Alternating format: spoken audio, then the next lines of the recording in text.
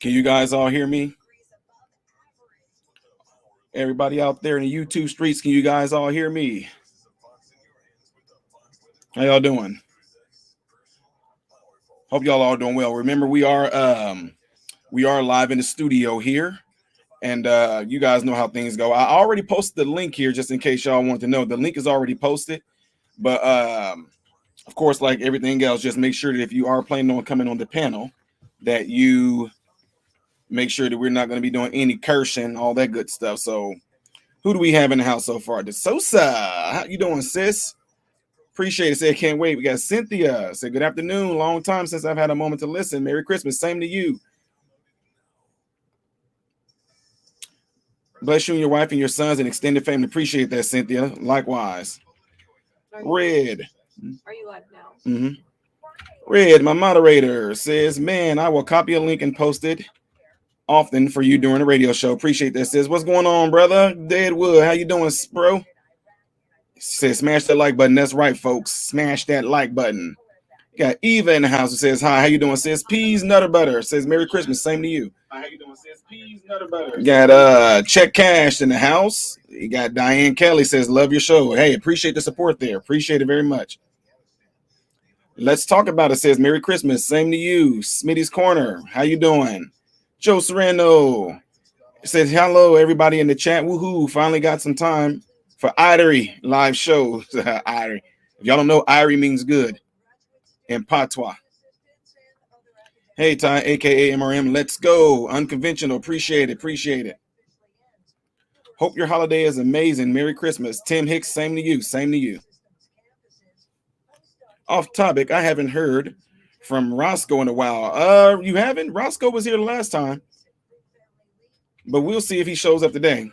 But I definitely am going to keep that like on the back burner a little bit now that you told me that. It's going to be in the back of my head there. Artie says, watched Color Purple again last week. Oh Lord.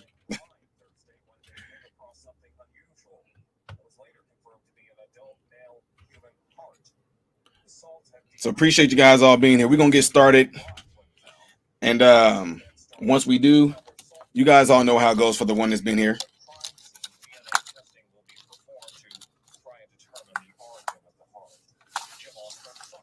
We got about another 3 minutes before we start here live on the radio.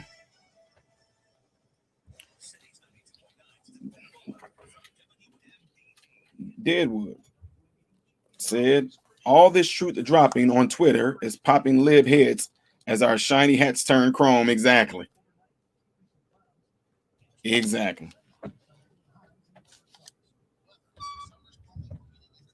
So I'm just trying to make sure I get this right.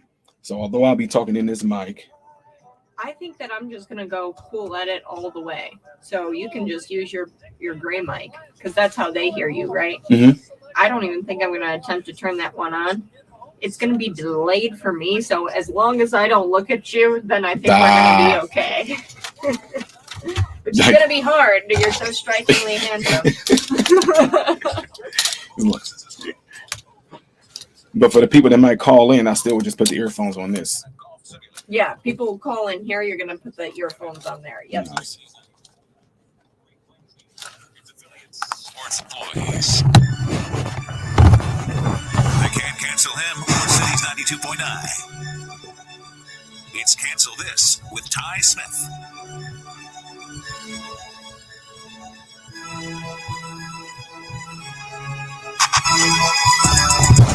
What's going on, Bloomington Normal? I am Ty Smith, modern Renaissance man, and you're listening to my show, Cancel This. The phone number here is area code 309-451-9299. You can text the show at that same number, 309-451-9299. If you would like to see me live in the studio where I can interact with you and you interact with me, then go on to YouTube, type in Modern Renaissance Man. When you type in Modern Renaissance Man, you will see a thumbnail of me being live right now in the studio where you can interact with me and I can interact with you. You can actually chime in and come onto a panel. So you will click a link and you will be allowed to be heard by those that's interviewing, those that are viewing from around the world, as well as those that are listening through the radio here in Central Illinois. So I want to say this first, starting off. I hope that everybody out there that's listening to me right now, that you guys are doing well. I hope you guys are planning to have a really, really, really good holiday with your friends and with your family, okay? Make sure you do it like you've never done before this year, because for the last 2 years, you were being scared into not doing that. Y'all know what I'm talking about. You were being scared. You were being coerced. You were being coached. You were being bullied into not being with your families out of fear of something that was going around. You guys all know what I'm talking about. So with that being said, ladies and gentlemen, I also want to say this as well. Make sure that if you were one of those family members or friends or associates that was shaming your other family, friends, family, and associates because they decided not to get fulfilled, make amends. Okay, make sure you get with them. Make sure you let them know that you apologize for the way that you acted, et cetera, et cetera. Some of y'all might have too much pride where you might end up actually saying, well, I don't feel like I'm going to apologize because blah, blah, blah, blah, blah, and I stand strong on my, all I'm just saying is for us, check this out.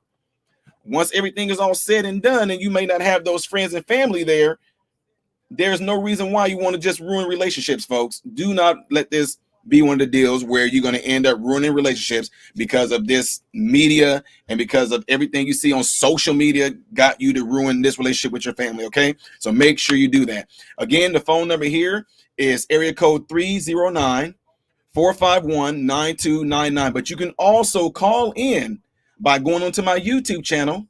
And when you see me live in the studio, there is a link that is pinned. That link is what you can click on where you can come in live in the studio and also call in that way, all right?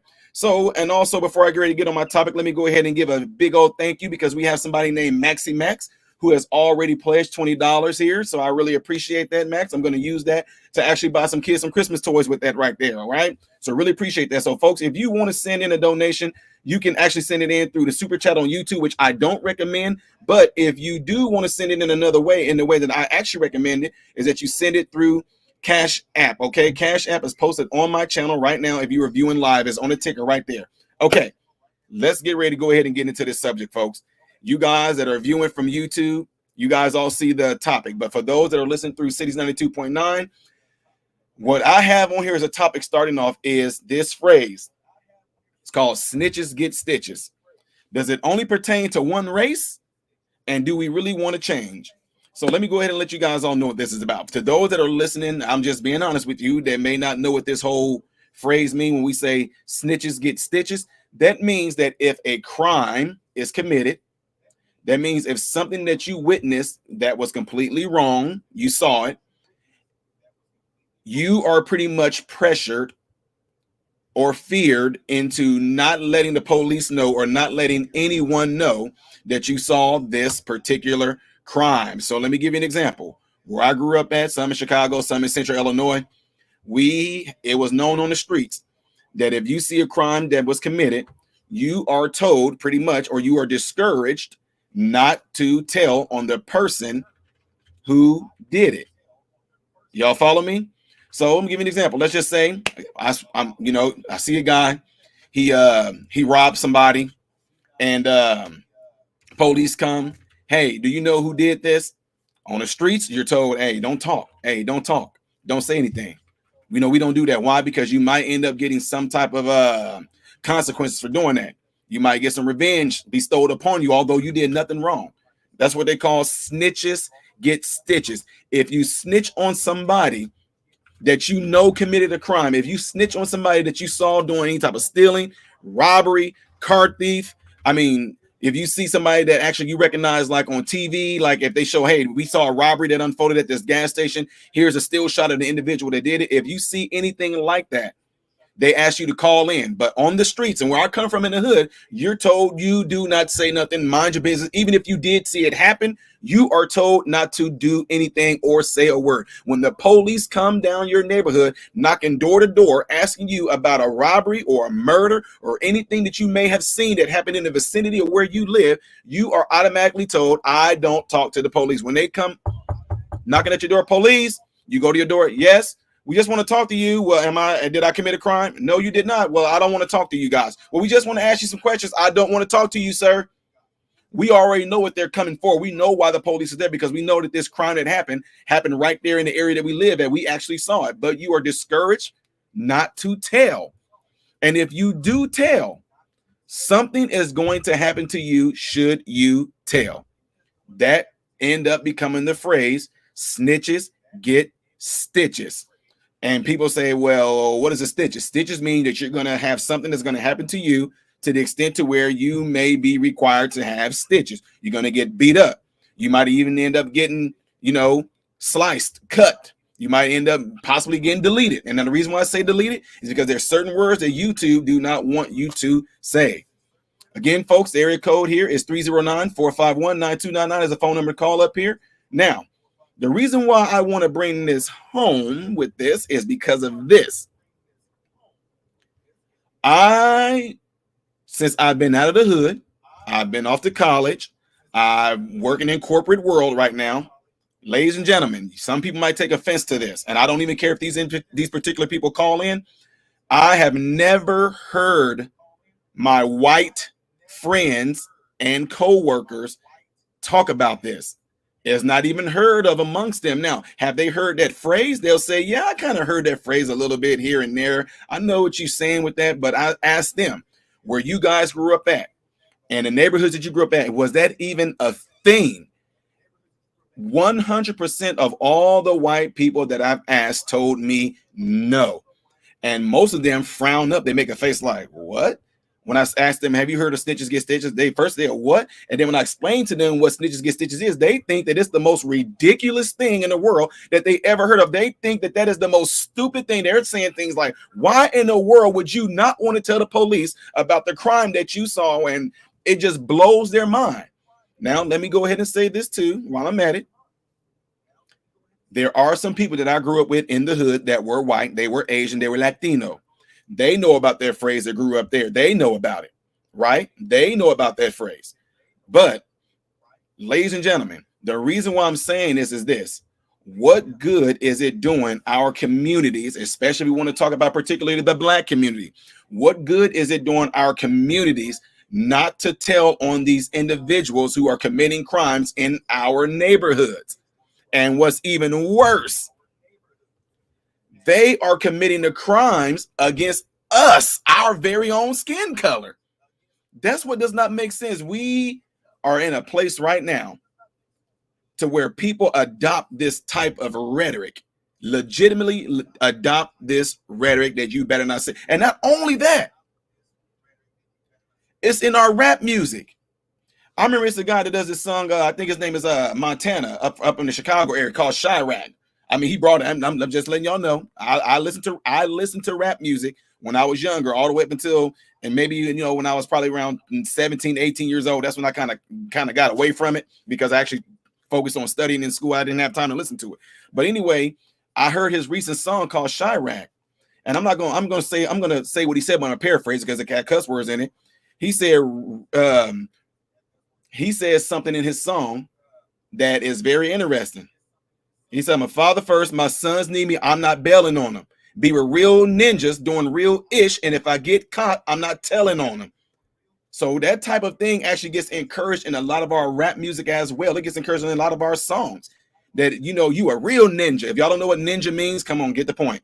It's the N word. I'm just saying ninja because you can't say that. I can say it, but some folks can't. But y'all get what I'm saying. So that's what he said. You don't tell on it. You don't tell on your boys. If y'all happen to do some type of crime, if you're doing something illegal, you're doing something wrong. If any of you guys get caught, none of y'all are going to trick. That's the word they use. Trick means you're not going to tell. You're not going to snitch. You're not going to be a narc. You're not going to be any of those things. It's heavily discouraged. And you're being told on the streets, yeah, man, if you go to jail and you with your boys and something happened, if you don't tell, you a real ninja. Ladies and gentlemen, you're listening to Cities 92.9, the news of talk of Bloomington Normal. We are getting ready to take a break, and we will be right back after these messages.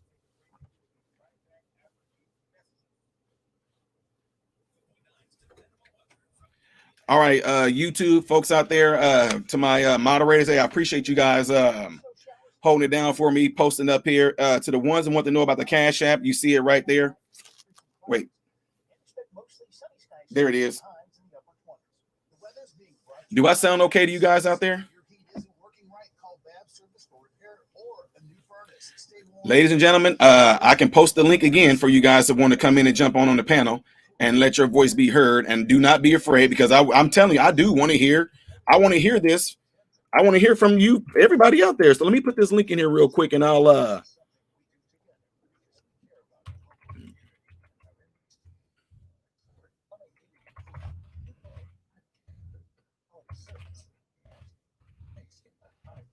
There's the link right there. Okay, Mr. X, appreciate it, said the sound is good. But at the same time, if you guys want your comment read off, I can read your comment off right here as well. And so I can let Central Illinois hear what some of you guys are saying.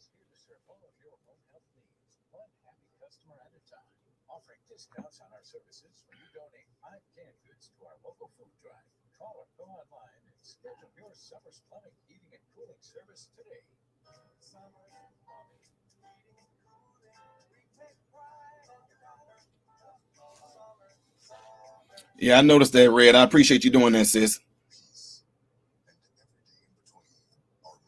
Maybe some people don't want to jump on. Maybe some people don't want to jump on the panel and say anything because they might feel that they don't have a right to say nothing on this matter. But no, I hope y'all don't feel that way. But like again, it's totally up to you. I mean, I'm not gonna be offended if anybody doesn't want to click that link and jump on the panel. It's completely fine.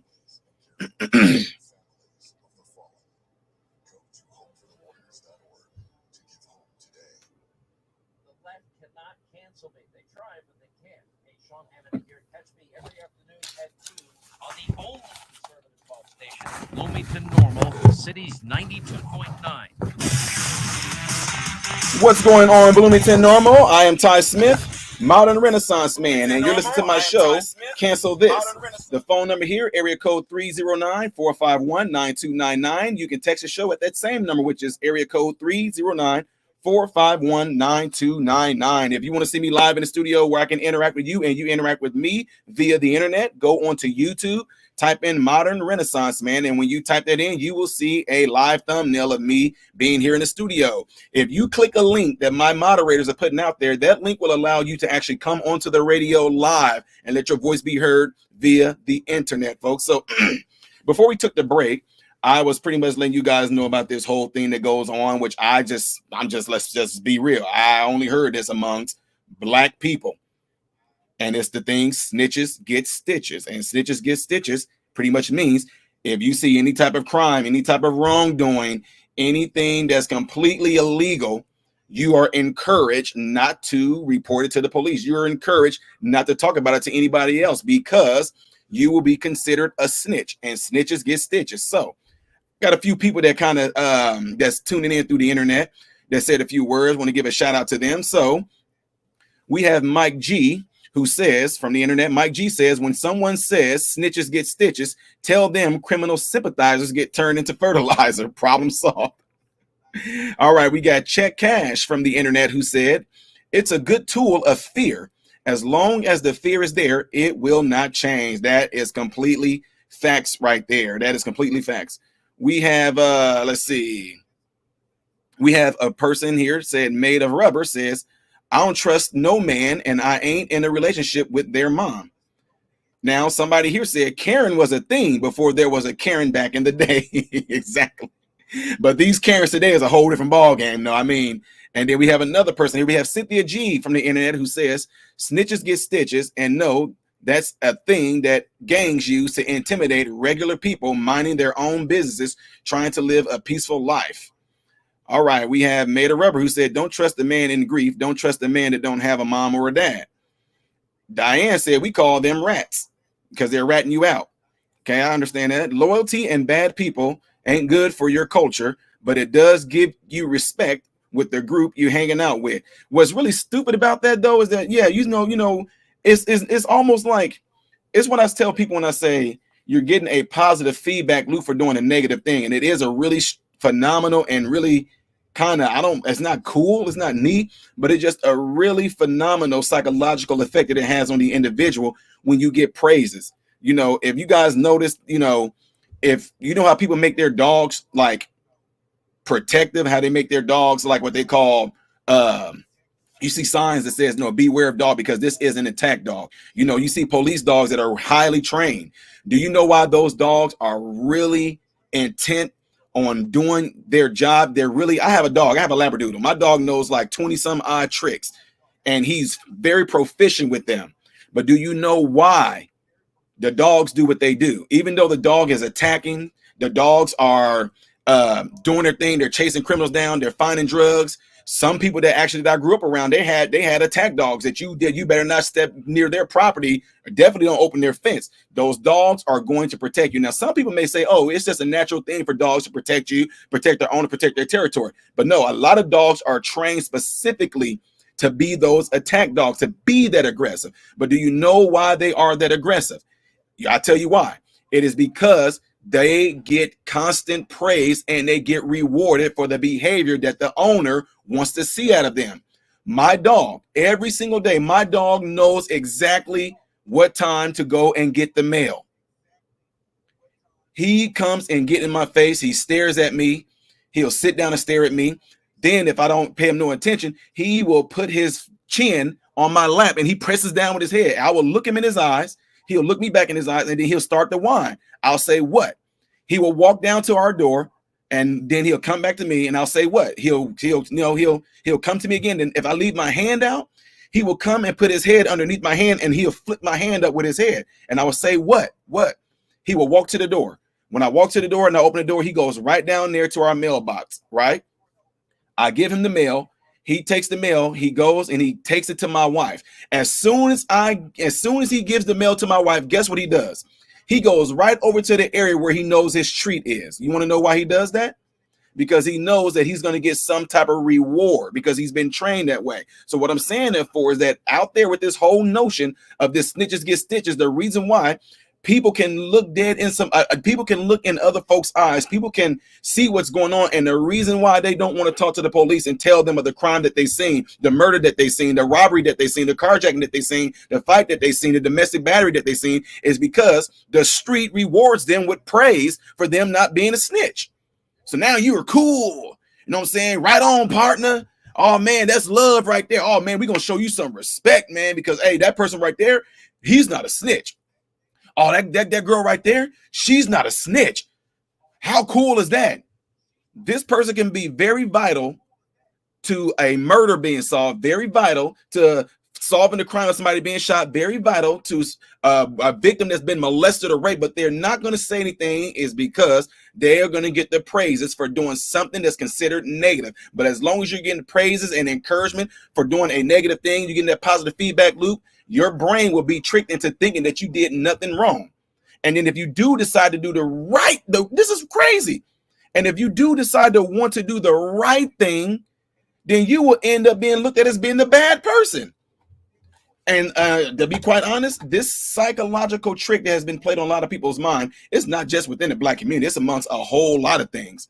I mean, it's in our political world. The social media has definitely used this as a tool to get people to actually not focus on righteousness or truth or facts, but to focus on feelings. Because if you keep on being encouraged for doing a negative thing, then you will feel that you are right. Hence, censorship. Censorship is no different than saying snitches get stitches. If you on social media, YouTube, and it was Twitter before Elon did his thing, but Instagram and Facebook, if you get on there and try to spread any type of truth, facts, righteousness, and knowledge, guess what happens to you? You will be silenced. You will be censored. Snitches get stitches, the same exact thing.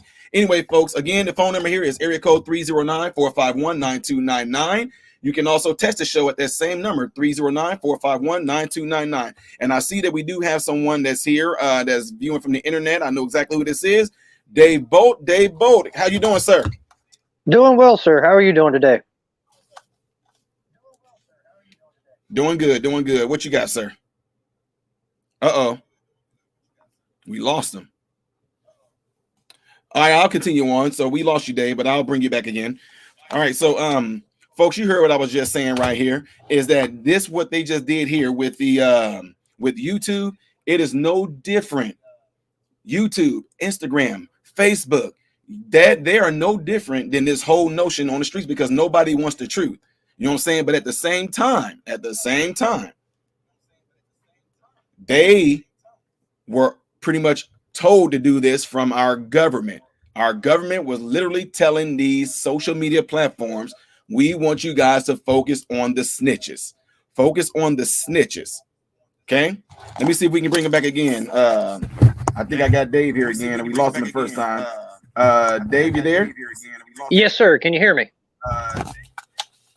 Okay. Yeah, we got you. All righty, sir. How you doing today? Always good. It's amazing what this world's going through today, isn't it, sir? Yes. The amount of disinformation that we have seen over the past few years has been astronomical. I don't see how people can not believe what's been in front of them. You yourself have been a prime example of the media and the masses manipulating. And look at how many subscribers that your channel has and how much you have been stifled down in the charts. Yeah. And I've been following you for what, 3 years now?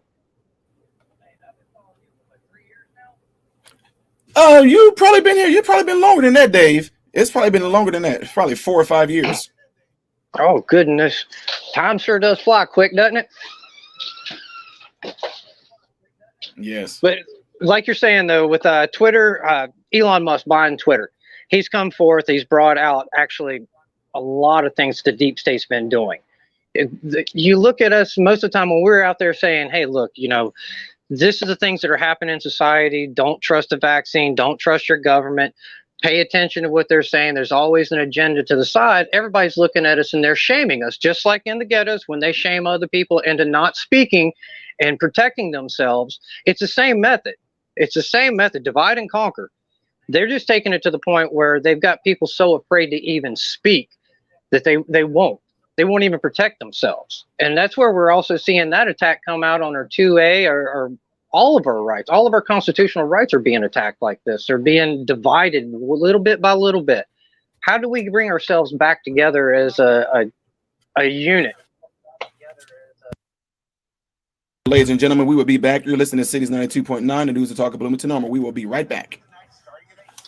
All right, Dave, stay right there. We came up on a break, so we'll come right back to you, though, sir.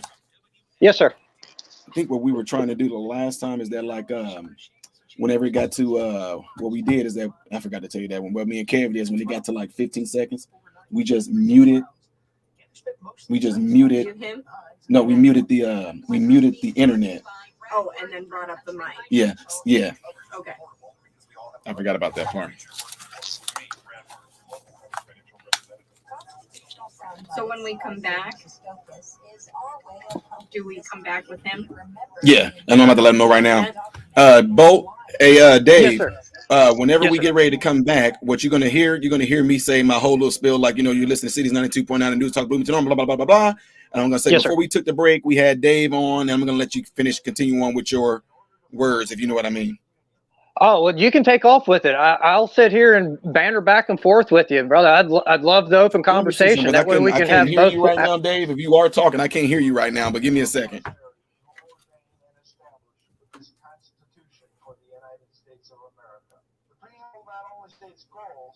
Points out the obligations of the government as servant of the American people. The preamble designates the people as the creators of the United States. That creation has an obligation of loyalty to the people and a duty to follow the people's instructions. This has been Constitutional Soundbites by David Shistokis on Cities 92.9. Conservative power. You still there, Dave? Yes, sir. Yes, sir. All right, I can hear you real good now. Now, if you want to take lead, take it. We'll banter back and forth. Let's pontificate. Oh yeah. So what I'll do, I'm going to, like I said, I'm going to bring us back in. I'm going to say, you know, we were just talking today, and I'm gonna bring the subject up of what we were talking about. Then I'll just let you come right back at it. Yes, sir. All right. Ladies and gentlemen, if you are listening right now from YouTube, don't forget to hit that like button so this video can be circulated within the YouTube algorithm, because you guys all know that I am being shadow banned. Ty, I'm old and slow. I'm old. Slow down so I can hear you, man. Well, if you can't hear me, that means you got an ear problem. No, I'm joking. Ben Shapiro don't have nothing on me, does he? All right, we got maximum 100 narcs. What is going on, YouTube and 92.9 listening audience? I am Ty Smith, Modern Renaissance Man, and you're listening to my show, Cancel This.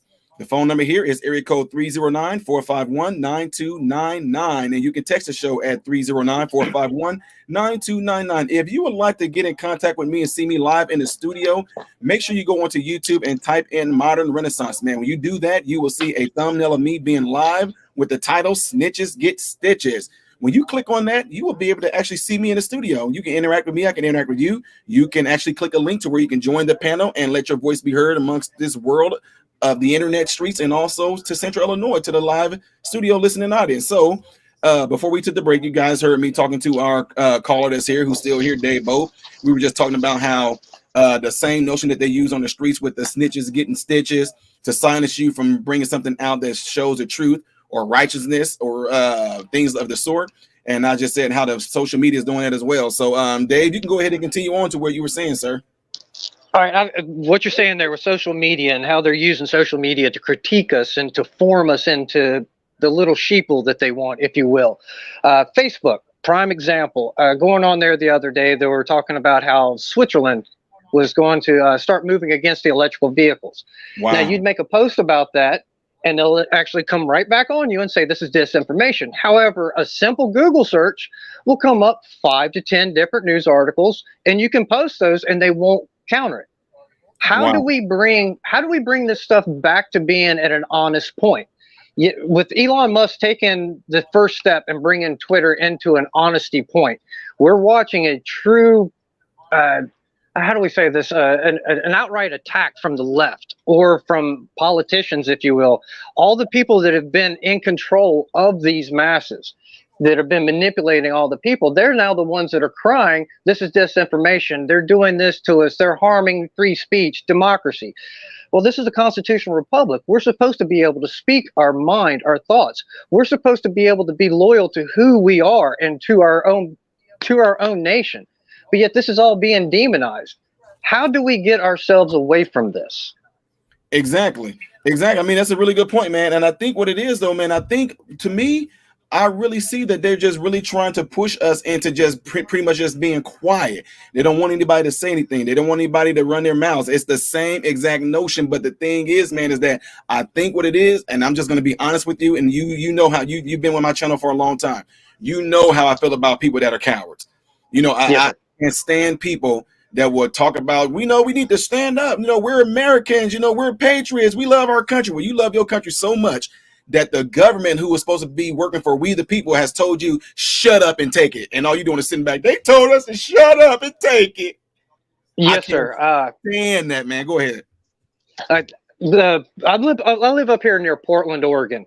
A few years ago, we had the Patriot Prayer March, where I watched the mayor of Portland come forth and say that us veterans, the patriots, were terrorists. He labeled us as that.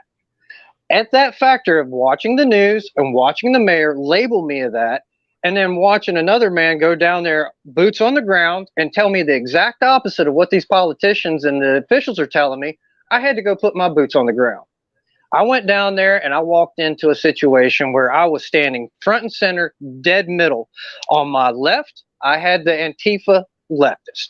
On my right, I had American flags and don't tread on me. I'm looking at police officers standing in front of me in full riot gear, cursing me up and down, telling me I'm going to jail if I don't leave. And I'm just asking them, how do I get to the side that I need to stand on? And it's very evident, I'm a veteran. I'm a Marine Corps veteran. I take honor and pride in my family being Marine Corps veterans. We take pride in our country. I'm not going to give that aspect away. I don't want to end up walking over to the left, but yet I look over there and I see so much anger and violence coming from that side. I go over, I hang out with all my fellow veterans. We have an outstanding day. We have a prayer. We immediately turn and burn. We walk away from the situation. What do the cops do? They stand down and allow individuals from that Antifa to come through and antagonize and attack. I'm walking up to police officers and asking them, "You do really see what's happening here, don't you?" And Right. some would nod, some would wink, and then others would just turn their back. It's astronomical to think that our politicians are against your own people. I mean, they're against their own people, but they're against their veterans. Why would they be against your veterans other than the fact that we have been the ones that have put blood, sweat, and tears into this country? And we also know the brainwashing that goes into building us up. We've been broke down to the basic building blocks and built back up to be men and women, to be strong and believe in our nation. But yet then when we get older, we step back into civilization. We come back to society and we start looking around, and this is what we see. We're being attacked by our politicians. Then we look up to DC, and DC's taking and putting fences up around. How can you have a loyal government that's supposed to be elected by its people and for its people, but you're putting up fences with barbed wire up around it to keep us out? Are we to trust you anymore? I don't believe we can. That, man, yeah, you bringing the heat with that right there, man. So no police officer was actually really willing to tell you why they're not doing anything. I mean, that right there really intrigued me right there, because here I am. You guys all know when I got invited to the White House and everything, we were there with Blexit. We sat there and we were back in the blue. So to me, I would be stewed. I would be super pissed off if I'm here back in the blue, standing up for our men in the blue, and yet while a crime is being committed right there in front of our face, the blue is not doing anything about it. Like, you know what I'm saying? That's what makes you Yes, believe. sir. I mean, you can't help but to believe that there is somebody that's way over them, that's higher to them, that they all want to call us conspiracy theorists over, that who was telling these police officers to stand down and not do anything? The mayor of Portland. He was the commissioner of the police. And see, it's like, okay, it's like I get it, but still, it's a crime. You don't, if I'm not mistaken, don't the police them swear an oath to protect the Constitution and all that? Yes, sir. So And all of our politicians. That's what I'm saying. I'm confused on this. If I'm sworn to protect that document, then my loyalty is to that, not to my mayor.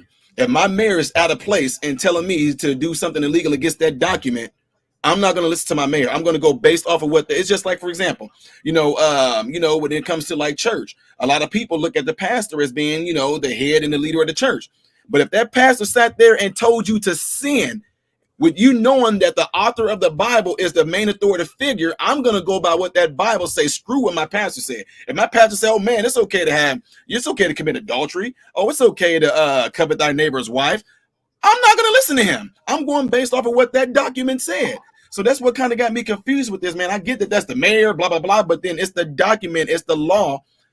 It just, something just don't seem right with this, man. It's almost like we need to have a whole new renaissance when it comes to this. Like, they need to have a whole sit down on what our Constitution was about and what it's for. Because to me, if you're telling these police officers to stand down and not arrest anybody, to me, that right there is committing a crime within itself. Yes, sir, because you're not protecting your citizens.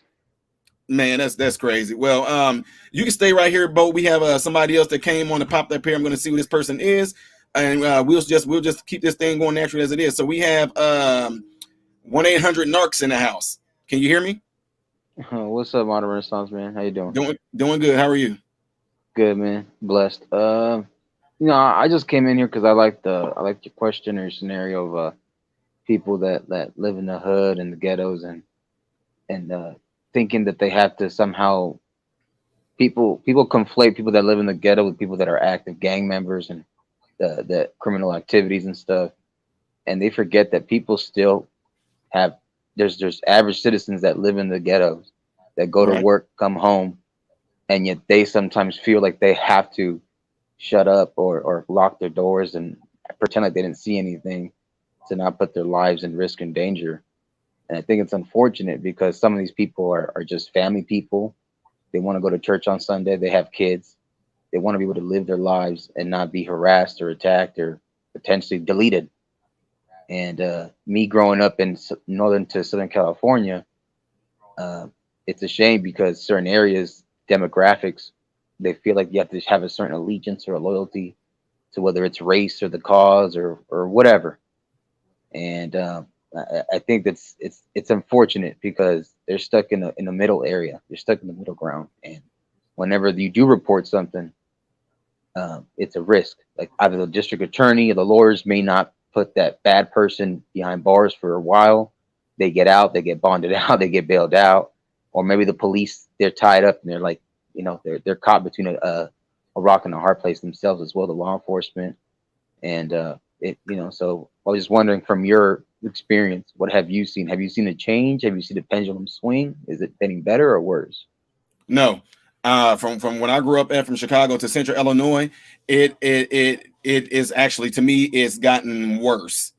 And the reason why I say that is because it wasn't when I was in school, or even when I was in the hood and coming towards, coming to my teenage years, getting out of that situation.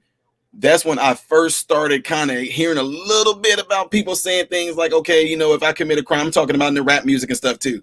But now, from what I'm hearing, like my sons them say, hey, Dad, here go one of those songs that you talk about. These guys are like glorifying it like crazy, man. Like it's the thing, you know what I'm saying? It's trending. You getting likes for it. You are known as being the bomb person on the streets if you don't tell on somebody that committed a crime. So but back in our day, at least they had like some shape, form, and fashion of a little bit of morals, where it's like, y'all, come on now. Those people did a drive-by and killed that little boy. We gonna tell who it was. Now, what they would end up doing, I'm just telling the truth, what they would end up doing is having individuals that heard about it, and it's like, well, look, I'm giving an example. Let's just say if I was a person that witnessed who did the drive-by, what I would do, I wouldn't go and tell myself. What I would do, I would tell somebody else that may not even stay within our neighborhood vicinity. I would tell them and give them all the details, and they would go, and I'm just being honest, they would go and tell the police as if they were there, get that information from me. That's an example that I'm giving you. But now there is no way in the world. I mean, they are adamant about it, and I'm just being real. I got a lot of family members who are still actively about that life. When I say about that life, ladies and gentlemen, I'm talking about that life, about that street life. And they're telling me the same exact thing. Like, no, man, nobody's going to talk. Nobody's going to tell. Nobody's going to say anything. Nobody's going to do that because snitches get stitches. Now, we're going to come up. We're about to come up on a break here, and I'll explain a little bit more on that, what I'm saying. But I can also say this, though. In all my times of being on the streets, I know that if somebody did snitch, I know they were kind of like exiled, like nobody wanted to have anything to do with them versus them being, beat up or not. So anyway, folks, we're going to take a break, but we'll be right back. You're listening to Cities 92.9, the news and talk of Bloomington Normal. We'll be right back. Okay, so what I'm going to do, 1-800-NARC and Dave, y'all, guys, I'm going to just bring us, whenever we get done with these commercial breaks, I'm going to just bring us right back in. I'm going to say a little bit, and then I'll just allow y'all to respond. We'll just let it go flow as naturally as it's doing right now. Yes, sir. But also at the same time, while you guys are listening to the people out there in the YouTube studio audience, you guys can hit that link and come in too, because I'm getting ready to ask a question. I want to know, we don't have to answer it right now, but I am going to ask the question. I want some white people. I want some white people to come on as well. And I want to know if this rhetoric is known amongst white people. Because for some odd reason, a lot of black folks, I'm talking all black folks that I've been around, they all know this code.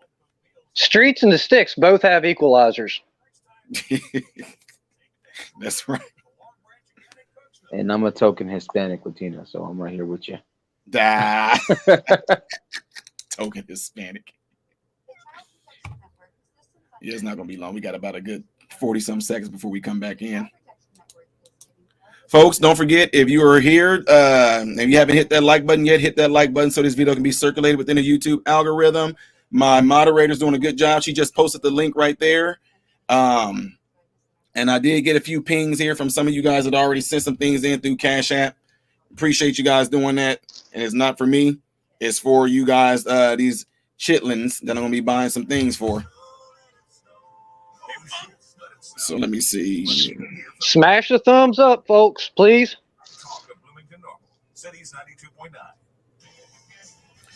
What's going on, Bloomington Normal? I am Ty Smith, modern Renaissance man, and you're listening to my show, Cancel This. The phone number here, area code 309-451-9299, and you can text the show at 451-9299. If you would like to see me live in the studio where you can interact with me and I interact with you, your voice can be heard on YouTube and your voice can be heard in Central Illinois. Then make sure you go into YouTube, click that thumbnail of me being live in the studio, and you will see me in here. Hello, hello. So when we took the break, ladies and gentlemen, you guys were hearing me explain, and I'm going to slow down for a lot of the slow hearers. You were hearing me explain what happens in certain neighborhoods, and I'm just going to call it the hood, the ghetto, the projects, and this whole rhetoric or this narrative of snitches get stitches, which is one of the most detrimental things that can happen to the Black community. And I was explaining to you guys, and in all my years of growing up, I knew about that. They just didn't call the snitches get snitches. They just said don't be a narc, or they'll say don't be a trick, and that means don't tell. You know, there were no signs in the ghetto that had those signs that we saw in the suburbs, or we call like the rich neighborhoods, where they had that little person with a, y'all remember that little sign they had? It looked like something from Inspector Gadget. It was blackened out the eyes, and it said, you know, neighborhood watch. We didn't have that in where we were. So what I was explaining to you guys is that I've heard and I saw that where if somebody from my hood spoke on or told about a crime that they seen, if they spoke to the police, they pretty much were exiled. Nobody wanted to have anything to do with them. They didn't talk to them anymore. They didn't invite them to the barbecues. They just had nothing to do with it, up to the extent to where the neighbor that we had before, they felt so harassed by that nobody wanted anything to do with them, that the neighbors actually broke their lease and they moved, because the people like, oh no, we're not talking to you. You guys are some narcs. We're not talking to you guys. You guys are some tricks. You know, that's what they would say. So they were being pretty much, you know, exiled from the Black community because of that. So what I wanted to say therefore though is that in today's world, they have determined that you guys all heard me saying, call snitches get stitches. But I want to ask the listening audience out there on YouTube and the listening audience here at Cities 92.9, where you can call in at 309-451-9299. Have you guys ever heard of anyone that may have said something and then they got deleted? Narc. Oh, yeah. Dave, have you? Yes, sir. People will get deleted. I've lived in the country. I grew up as a child. Very beginning, we started out in the sticks, and then I went to the projects. We had circumstances, and I was one of the only white kids in the projects during that time. And I learned both sides of the way. You keep your mouth shut. Just keep your eyes straight ahead and keep on going. It doesn't matter if you're in the country, if you're in the city. Poor is poor. You don't want to end up telling on your neighbors, because then you got a neighbor over there waiting and watching you, trying to get back at you. You don't want to end up leaving that open invite for somebody else wanting to get an evil back. That's just how it is. Now, out in the country, the only difference is instead of leaving the deleted individual in the street, they'll put you up underneath a tree stump. Who's going to find you then? You know, I mean, so you know better than to open your mouth up. Just go ahead, get up in the morning, go to work, keep your head down and keep going. Now, that also puts us into that silent majority part. We all end up staying silent. Now, are we programming ourselves from the very beginning to keep silent all the way down the road that we travel? I mean, the roads go back through the woods and through the city. What do we do? That's right. That's true. That is true, man. You know what? To be quite honest, though, I think just with that being said, I think that if we were encouraged to do what our forefathers put in place, I think that a lot of people would be a lot more bold, or they wouldn't be as afraid. And what I'm saying is this: just imagine if we all grew up being encouraged that when you know, like, for example, you were encouraged, hey, I'm so excited when you're getting ready to turn 16, driver's license. Oh, hey, you're getting ready to hit 21. So you've reached that age where, you know, you can kind of test out to see what it's like to have a little bit of drinks or whatever like that. But how come we not encourage people? Hey, when you hit this certain age, you can go out there and get in Illinois, we got to have a stupid FOID card. You can get your FOID card and then get your carry, your license to carry, go out there to the gun range, learn how to shoot with great accuracy, man. Why? So then something comes up, you can protect yourself. You know what I'm saying? So what I'm saying that for is imagine if we encourage each other to do that, on top of saying, should something go down? Because just think, if you're there, you're doing it to protect yourself. So should you go and tell somebody, hey, yeah, I want to talk to y'all. So I know what happened over here on 23rd Street. There was a green car. The license plate is this. I wrote it down. The guy in the car name is Tyrone and Jerome and then such and such. They're the ones that did that drive-by. And then what I'm saying that for is this. Can you imagine what it would be like if the rest of the neighborhood was in on that and they were pretty much like, no, because we don't want these gangs around here? No, and if you guys, whoever did it, for one, if they do a drive-by, most likely it's guaranteed they're not from that neighborhood. They're not from that territory. So should they want to come back over there and start some trouble, the whole neighborhood all got their guns. Like, go ahead and try it if you want to. I think that a lot of so-called gangs and gangsters would be heavily discouraged to do so. And I can tell you this as well. You guys heard that phrase, there's more of us than there are of them. Yes, sir. But I think right now we've been tricked into thinking that a lot of these gangs and things like that outnumber the average law-abiding citizen. That's the key words right there, law-abiding citizens. Yep. Now, right here we have a message that said, grew up in Chicago in the 50s and 60s, no drive-by shootings. If there was shootings, rarely, he said, people are not afraid to speak up. That's what I call a community. So, Narc, you want to add something to this? And I'm gonna bring Mayo on. I can just speak quickly to a scenario where, for myself, right, Mhm. I was visiting my mother. She was living in a certain section of apartments, in an area that's known as like a mid-level, I guess mid-class level area, and I witnessed what was an assassination, basically, or a homicide set up, and a wrong person got shot, and they passed away in the hospital the following morning. The person was with his little brother, but the intent of the person that was trying to get assassinated was a young lady. And the reason why I was able to witness, at least from a certain vantage point, the setup, the pickup, and my rearview mirror, because I heard the gunshots. I was parking my car, and the car that showed up to pick up the shooters, they left. They came from a different town. It's like 30 minutes outside of town. And I called the authorities. I let them know, hey, this is what I witnessed. This is what I heard. And the reason why I was more concerned was because the guy had gotten shot right in front of my mother's doorstep. Oh man! And so the kid was crying. The little brother was, in tears. He didn't know what was going on, and it was basically you were at the wrong place at the wrong time type ordeal. And that happened, and it was unfortunate. And I believe they caught the guys. They were living, at the time the city's known as Desert Hot Springs, but not trying to give the complete location, right, where my mom is, but right. Basically those were the shooters were from, and they were from active gang. And but that's just a scenario of what could happen, and it doesn't have to be even in the ghetto. They can come from the ghetto to a nice area too. Exactly. And you know what's interesting though is that, okay, me getting away from that type of environment, right? I already knew I had envisioned, for one, got a very beautiful wife. We both had it in our heads what type of lifestyle that we were going to have and what we were going to be away from. And anything that was going to be near any such like lifestyle, we were going to be far, far, far away from it. So, of course, we live in a very nice suburban area. I made sure that my sons were not going to be raised anything, no shape, form, or fashion of anything, ghetto projects, or hood-like type environment at all. But what I'm saying that for is that in the community that I stay in right now, I live in a very mixed community. I got black people that stay around me. I have white people. I have Asian people. I have Indian people. I have Latino people. And one thing that we did, we got to know each other as neighbors. When I tell you that when we see a unfamiliar car riding down the street, we talk about it. You're like, hey, did y'all see that car that was posted out there at such and such? It sat there for maybe about a good 10, 15 minutes. Oh, yeah, I noticed that too. Do anybody know who that is? No, but they did kind of sit there. I mean, when they didn't, I'm like, we talk. Hey, it didn't have an Uber light in there. It didn't have a Lyft light in there. We don't know who it was, right? That's what we do. So what I'm saying that for is that right there to me, it signifies safety.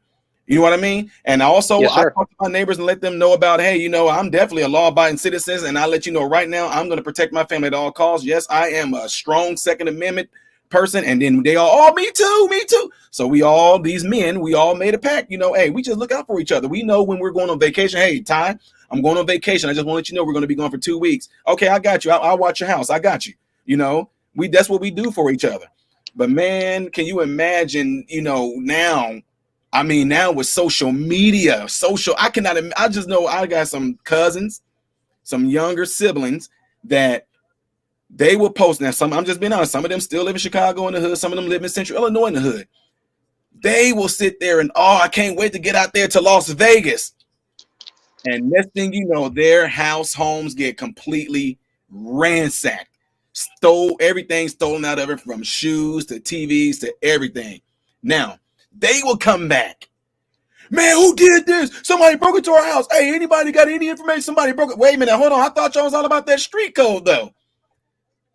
See, you all about that street code until it happens to you. See what I'm saying? Mayo, what you got to say on this?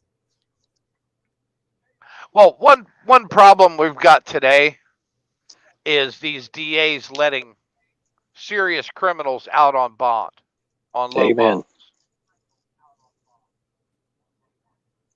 And that's going to further incentivize people not to say anything, because they, like in Illinois, with that purge law starting January, second-degree murder isn't going to be holdable. Nope. Oh man. Who is gonna rat on that person? Who is gonna file a statement with police on that person when they know they're gonna see him at McDonald's the next day? Good point, man. And I think this is being done on purpose. Something like this, I have to completely 100% agree with you, because there is no way that someone can look at this and say, oh, we think that this is unintentional. Man, I'm telling people right now, I said this right here is an all-out attack on us from them, because they are allowing it to happen. Like I mentioned this before on my show before, where I said, if I have a fence that has a very vicious dog in the fence, if I leave that fence open and my dog gets out and attacks somebody, who's to blame for that? They'll say, well, you and also your dog. Yeah, you're right. Now, if somebody takes that dog and, okay, we're going to take it to the pound, we're going to blah, blah, blah, blah, blah, and we're going to let you have your dog back. If they give me my dog back and I leave the gate open again, you're kind of going to look at this and say, bro, like, dude, how come if you know that your dog is attacking people and other dogs, why do you keep your fence open so your dog can get and attack people? And if I go, well, I don't know, just I'm a DA, and this is what we do. I understand that the dog attacked people and it might have murdered one of your dogs, but hey, this is just life right now. So who's going to be blamed for that? And you will sit there and say, you as the owner, you are the reason why this is happening. You are the reason why my dog got attacked. You are the reason why my son got bit. You are, because you keep leaving your fence open, letting your dog out. So these people that are in these public positions, who's supposed to be our leaders, whatever you want to call it, they are blatantly doing this in our face. But again, ladies and gentlemen, and we're getting ready to come up on a break here. Again, before I close this break out, they are doing it, and I'm telling you, because they know that you are not the so-called American citizen that you claim to be. You're not this hardcore patriot, red-blooded person on here that you claim to be. But we'll get to that when we come back, folks. We're ready to take a break. You're listening to Cities 92.9, the news and talk of Bloomington Normal. They want the people to delete themselves. Oh, for sure, man. Well, they're trying to usher in this UK style camera society where everything's on closed circuit, like you see in China. Surveillance. Yeah, the surveillance state. That's going to be terrible. The face metrics that they have coming out of China, you can't hide underneath a mask. Say that again. They're doing what now? You said under a mask? In China, you can have a mask on your face, and they can still be able to pick up who you are. They can get the matrix off of your facial bone structure through the mask. That's crazy. Oh yeah, they're tracking the way you walk. They're tracking your height, your weight, everything. Yep, during the past Olympics, when we were over there in China, they had the cameras, and the participants in the Olympics were trying to fool the cameras, putting glasses on, having masks on, hats on, and they're 5-6 feet away from the kiosk, and it's ba-doop, you are such and such, welcome. That's crazy. And you said that they're trying to adopt this system here in America? Yeah, this is the perfect way to adopt it. Because we will give up our freedom for safety in this country now, and having no idea that we're not even being safe in doing so. We're actually making ourselves vulnerable. Yes, sir. It's crazy, man. That's why they're trying to go after this Constitution. That's why I forget that guy I mentioned the other day, the whoever this GOP is, that said, we need to do away with the First Amendment. We need to do away with the Second Amendment. Oh, already it's like, okay. I'm He's a already communist. ready. Yeah, absolutely. You know, and if there was that much support for it, they'd have tried it already. I don't think America's gonna have it, but I think that you know, honestly though, But all it takes is 2/3 of the states yeah. But I think what they're doing though, and 3/4 of Congress. they're not. But do They're you not trust the balloting system anymore, bro? right. They're not relying on people like me or other folks that are actually strong and really care about this country that'll sit there and say, okay, go ahead and mess around and find out. What they're relying on to get this stuff to go through is the ones that's coming after us, the generation after me, maybe even the generation after my own two sons. They want those weak, all in their feelings, oh ho ho, everything. And see, when you get people like that's why they want to feminize the men and all that. Because if you become, if you become real effeminate, you become real soft and real, oh, you know, and I just in my feelings, then those people want to feel protected. And what better way to say do away with all this First Amendment, Second Amendment, and let the ones who protect us from people saying mean things, let them protect us. That's why they get so pissed off when I talk like this, because they have no idea they're being broken down into enslavement. Oh, we ain't got a generation of men coming up now. Jellyback men like that, man. No, we don't. We don't even have look a at military everything worth a damn anymore. No, correct, very correct. Look at how many they forced the vaccinations on them. Now you got colonels coming out wearing pup face gear. Oh, come on, man! This is not the America we grew up in. No. I mean, they just become so weak, and that's exactly why they want them. That's why, you know, they're hoping and praying that there's no other conservative like voices, even just people that can just have any type of logical, common sense reasoning. They do not want any of those. That's why they don't want those voices to be heard. I mean, like I said, it's just to show y'all something.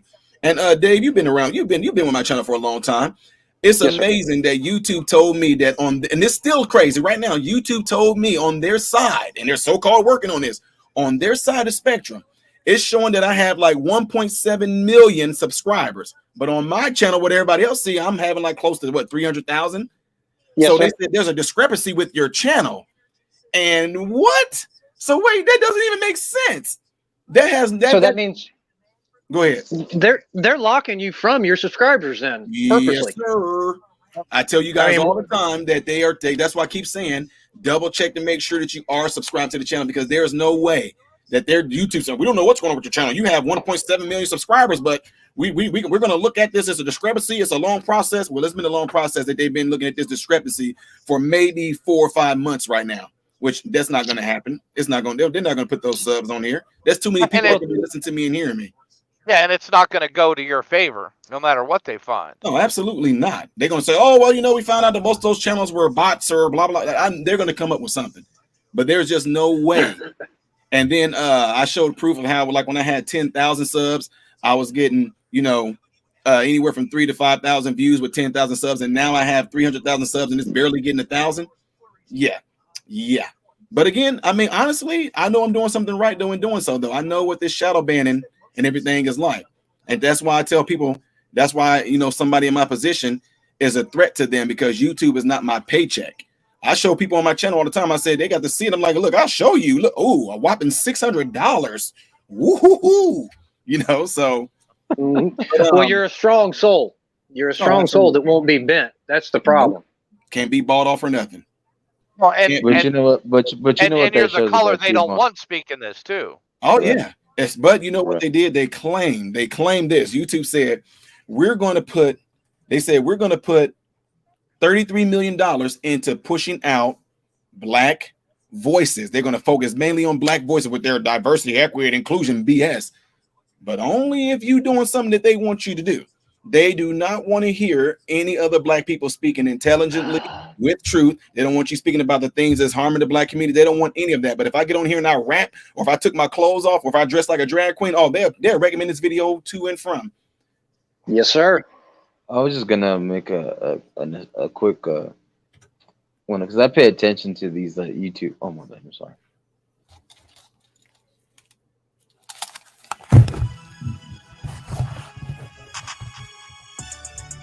What's going on, Bloomington Normal? I am Ty Smith, modern Renaissance man, and you're listening to my show, Cancel This. The phone number here is area code 309-451-9299. And you can text the show at that same number, 309-451-9299. If you would like to see me live in the studio and interact with me, where you can come onto the panel and let your voice be heard by those listening around the world as well as in Central Illinois, then go onto YouTube, type in Modern Renaissance Man, and you will see a tab that says Snitches Get Stitches, and you can click on that tab and you can interact with me as well, right? So before we took the break, we were talking about some different things that was plaguing our communities as well as America, and these same tricks and tactics are being used by the social media. So I'm gonna go ahead and let the caller that was kind of saying his piece go ahead and chime in. So I think it was 1-800-NARCS. You were getting ready to say something. No, I was just gonna say, like you said, like for some reason, sometimes they'll block your algorithm, or they'll kind of impede your way of maybe getting higher and getting more on top, and you gotta like sometimes walk a certain line. But people that have the guts, that have the stones to be able to say no and go against it and not be bought out, it just shows something to their character. So I guess I just appreciate you for being consistent in who you are and having that type of integrity and not be bought out for that. Wow. That this whole ordeal, though, I think the beauty of it though is that the ones that I think need to hear the truth are definitely the ones that are hearing it, because no matter what, I always tell people that truth is going to prevail. So to me, it's not about the numbers. If it's just like, for example, if it's just a few of you guys that's heard what I've said or what I've talked about, and you guys went out and told somebody else, and that person got on and they watched some of my material and it actually helped them, then I did my job. You know what I mean? But I think what we were talking about before, we took the long break here, is that we were saying how I feel that, not that I feel, I see that they are breaking the current, I guess you can call them Gen Zers, and I don't know what you're going to call the ones that come after Gen Zers. They're breaking them down to where they want them to do nothing more than ride off of their emotions.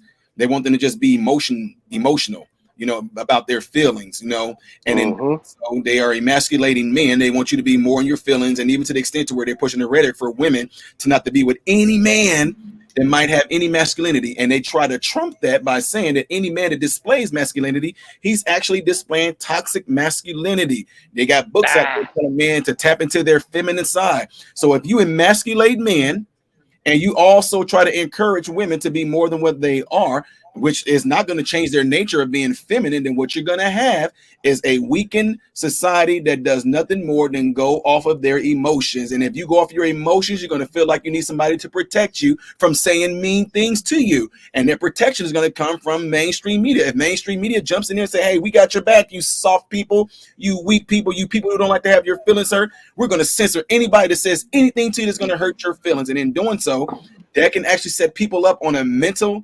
worldwide mental psyops level to say we feel like we need the ones that are in power to protect us from people saying mean things to us.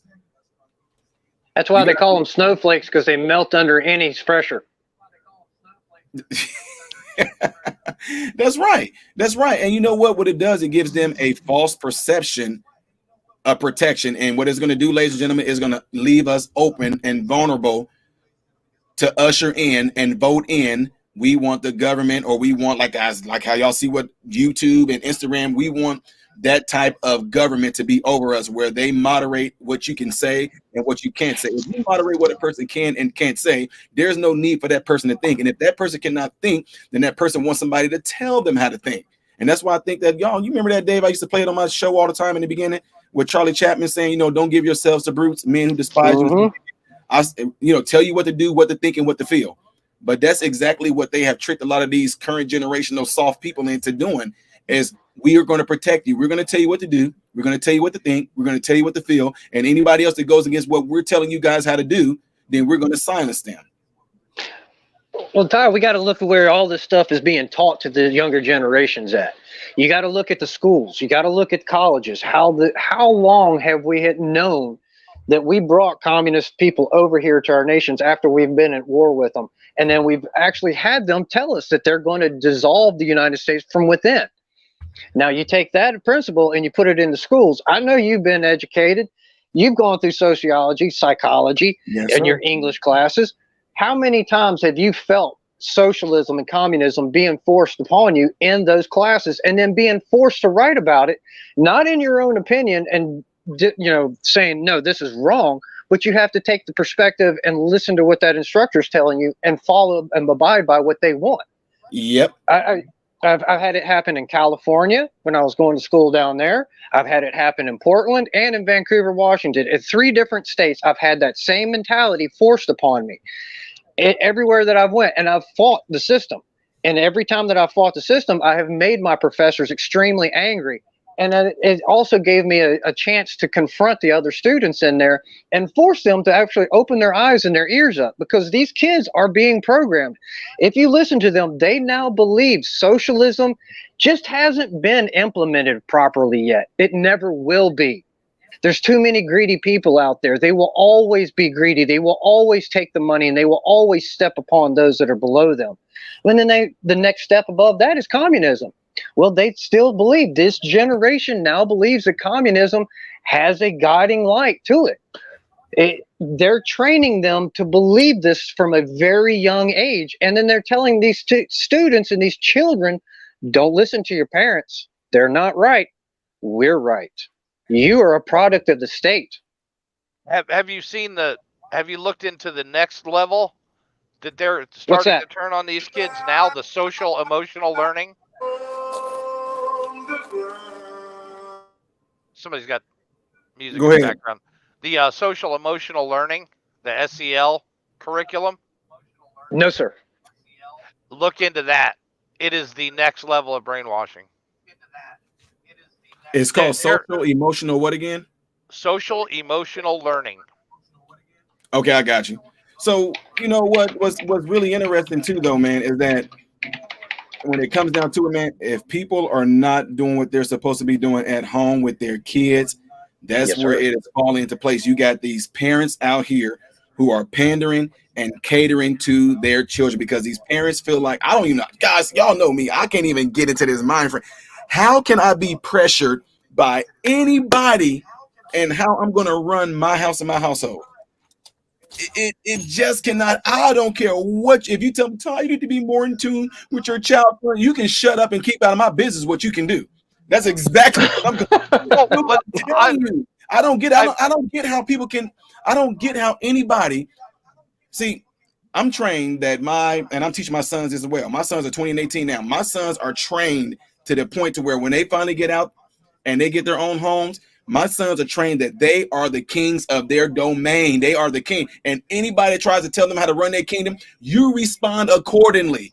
You are not going to come into my house and tell me, well, Ty, if your son says this, what you need to do is say, okay, son, I understand that you're cussing me out right now. And I understand that you lost your, dude, I'm telling y'all.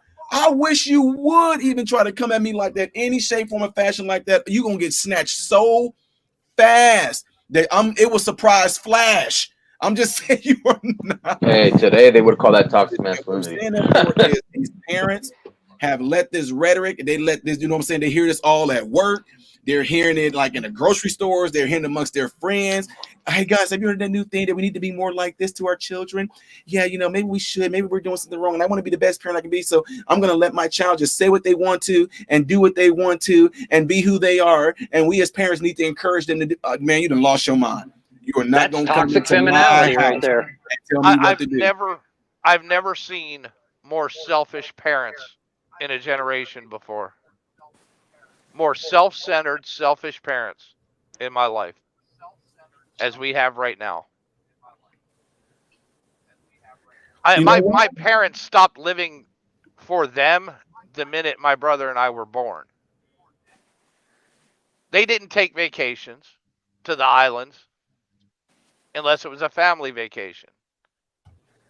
They worked for the betterment of their family. They had any social life was incidental and usually attached to the kids through sports or other organizations.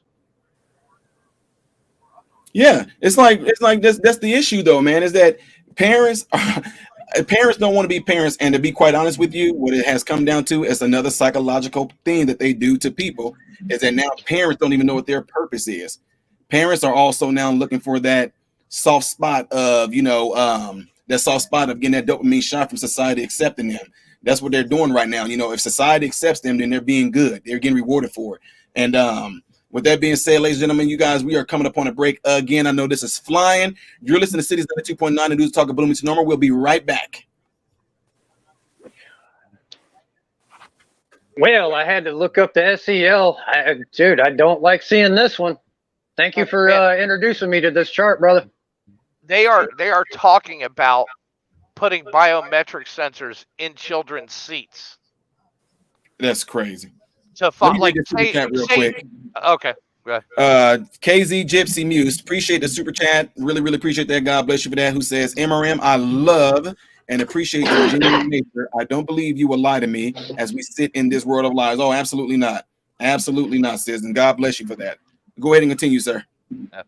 They're talking about putting biometric sensors in to find out what scares kids in the classroom. What? Like if a kid gets anxious with algebra. They're removing critical thinking. I know, but my thing with that is I'm looking at the end state of that, right? They could figure out what triggers every individual off of this data later in life.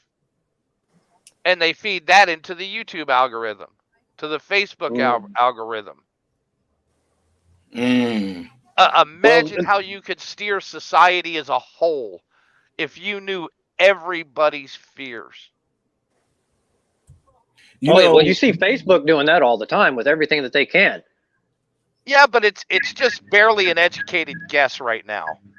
Well, I don't know, man. 10 years ago. What is going on, Bloomington Normal? I am Ty Smith, modern Renaissance man, and you're listening to my show, Cancel This. The phone number here is area code 309-451-9299, and you can text the show at 309-451-9299. If you would like to see me live on the internet in the studio, go onto YouTube, type in Modern Renaissance Man, click on the thumbnail that says Snitches Get Stitches, and you will see me live in the studio where you can interact with me and I interact with you. You can click a link to let your voice be heard around this world and also to the listening audience here in Central Illinois. And before we took the break, we had an interesting conversation that was going on. I want you guys to hear this. One of our callers through the internet was saying how this social emotional thing they have going on now, that they're able to scale your children's biometric and how they feel. Go ahead and explain that to the audience, sir. Okay. Part of social emotional learning in the next phase is going to be putting biometric sensors for like body temperature, perspiration in the actual seats. So when they find something challenging, they'll know biometrically, even if the kid doesn't tell them, that they're either confused, scared, not just getting it. Well, that may seem good in the end. Where does all that data go? Because people are not collecting data unless they can sell it. It has no value until it can be put up for sale. So what I would say to that is that to me, it's another one of those manipulative tools that's being used, like kind of how they do like with the current cell phones and everything, where they know that all the sites that you visit, different things that you might, you go into Instagram or things like that, you might like something and like this and like that.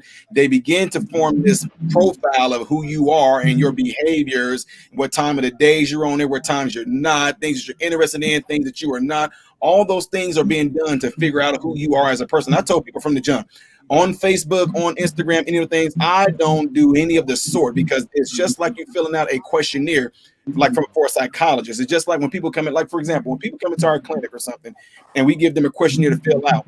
It amazed me that one person that I had as a patient, this was down in Florida, she came back to me and she goes, well, I just figured something out about myself. I just found out. I said, what is that? She said, I found out that I'm depressed. I said, how? She said, well, the questionnaire you guys put out there, I answered the questions on there, and it said if I answer yes to 3 of those questions, then I have mild depression. And I was like, what? And then I said, do you feel depressed? She's like, I think I feel okay. I was like, well, what are you talking about?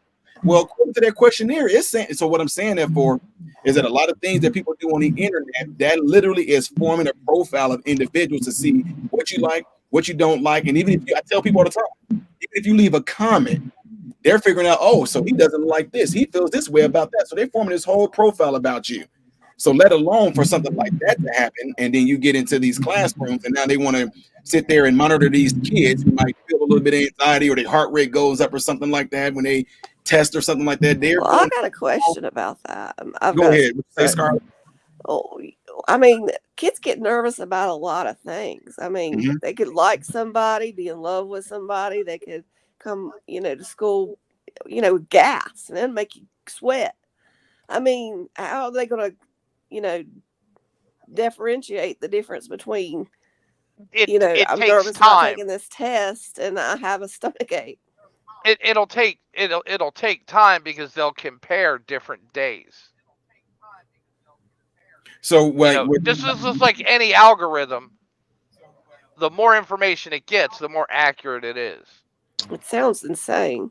It sounds It almost is. like It is. I mean, but what are we seeing that's sane now? Things that people thought were insane 10 years ago are front page news now. Like well, islands islands out in the Caribbean where people go to do bad things. well, I get into squabbles with people on Twitter about, they call us Nazis. If you disagree, you're a Nazi or whatever. When everything they do is like taking a page right out of Hitler's playbook, controlling what you're thinking, what you're saying, controlling our kids in school, taking away certain books and replace them. I mean, nowadays kids can't even write in cursive. They can't even sign their name. I said, you're not learning cursive in school? I taught my kids cursive. The school didn't. You know what else they can't do if they They don't can't know read history. cursive? No. You know what else they can't do if they can't read cursive? They can't read the actual founding documents. They're going to have to rely on a text That's what I'm saying. version of the founding document. Our kids in school nowadays know less than we ever did when we went to school. I mean, they are, instead of learning history, how to read and write, they're learning garbage. Well, how to get along with each. They know how to get along with each other, but when something's weird or strange, kids are going to talk about it. You just have to teach your kids. If I mean, I was bullied in school. I got over it. I was like, I usually laughed about it. When I was little, I was made fun of because I looked different. But if we don't teach our kids to be stronger individuals, then they're more prone to be brainwashed. We have to give them the right tools to go to school and deal with all the stuff they're dealing with, or put them in private school, because this is to the point where we can't even trust the school system anymore. Well, look at the private schools there. Project Veritas just busted out that one dean for what they were teaching the students there. Oh yeah, you talking about in my neck of the woods. You talking about Yes, Chicago. sir. Yeah, they sat Yes, there. sir. Do you know about that, Miss Scarlett? Yeah. Yeah, I Where I mean, live, and for the school system to come back and actually back him up, they supported a man teaching minors about dildos and butt plugs. They supported him, and he said they were saying, "Oh, how do you use it? What do you do with it?" And we had to teach them what you do with it. That is, y'all. I tell people all the time. They are literally saying to our faces right now, we can have your kids, and y'all parents are not going to do nothing about it. Why? Because look at the actions of the parents. You would have thought that every parent in that area would have been there at that school, yelling, screaming, getting ready. I mean, I'm taking off of work. If my son came home and told me, Dad, this is what they told us about today, showing about dildos, but I'm going up there and raising complete hell. I would be going viral for a other reason. Well, where I live, thankfully, we're a lot more conservative. I live in a small town, and there's not a whole lot of that going on here. But we hear about it, like in Charlotte and other places, like the bigger cities. But here we really don't. Thankfully, not yet. But with the way the internet works, it doesn't stay out of the small towns anymore. Nope. all this stuff is anything they're teaching in that school is posted online But see, that's the problem for is that that we same don't. purpose. We're not teaching our kids like my kids from a young age. I taught them the right way to think. Don't to question everything. Don't just accept it. And they'll come back and they would say, "Well, they asked me to do this or do that," and I'm like, "No, this is the right way." This, even when they were doing some weird math, and I'm like, "Look, if you're going to ever run a register or anything like that, that crap right there is not going to matter. You're not going to do it that way. You're going to have to figure out how to count money in your head." And I would teach them the right way to do all of it. And that's the problem. Parents aren't teaching it anymore. They're not teaching the correct way. They're allowing the schools to teach for them, to teach them life. And my sister, I love my sister to death. Her and her husband are very conservative, but their son is super liberal. And he went to UNC Carolina, one of the most liberal schools around here. And I kept telling her, I'm like, they're brainwashing him. And he's so brainwashed. He's sitting there I said, well, what is it that you hate about Trump so bad that you're talking about him? And he says, well, he locked them kids in cages. I said, cages that Obama built. And he looks at his mom and he says, is that true? Didn't even know. They don't even know the truth because nobody's telling them.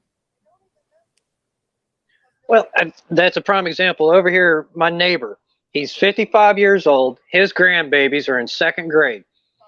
During the pandemic, he taught his grandbabies how to do math. They learned their arithmetic, their multiplication tables, and their division tables from him. After the pandemic got finished, they returned to school. The teachers are now asking these girls, how are you so far ahead? How are you testing off of the charts? He taught them the old ways, how to actually be critical thinkers and how to think on their feet and to move forward. They don't do that in school. They're doing Common Core math. You look at Common Core math, I can't figure it out. It's stupid. For the life of me. Go ahead. I always had a problem with math, right?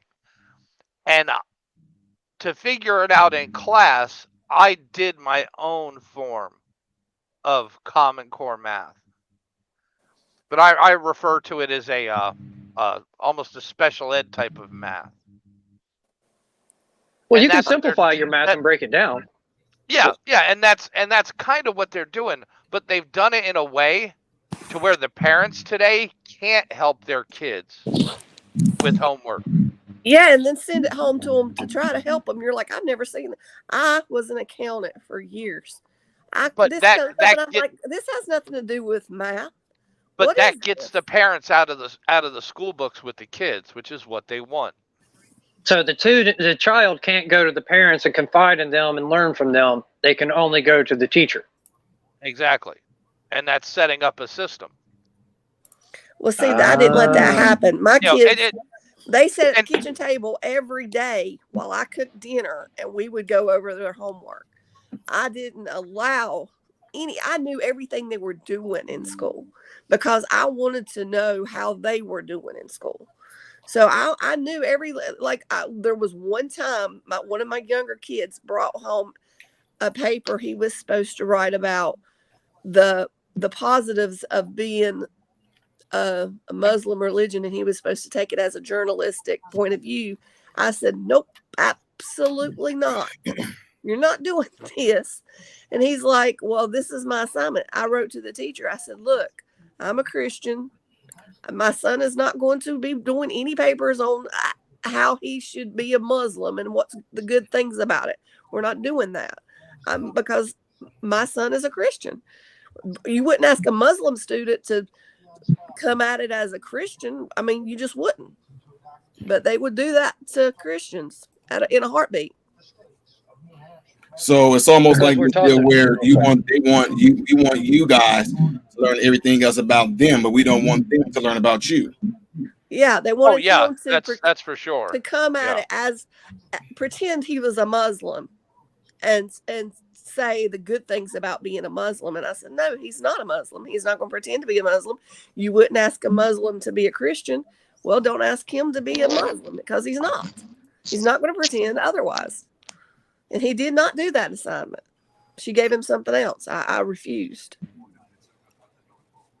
But you have to be vigilant and make sure you're watching everything your children are doing, or the school system will try to, put little things in there, and you're like, Let me bring us back in. Give me a second here, Mama Don.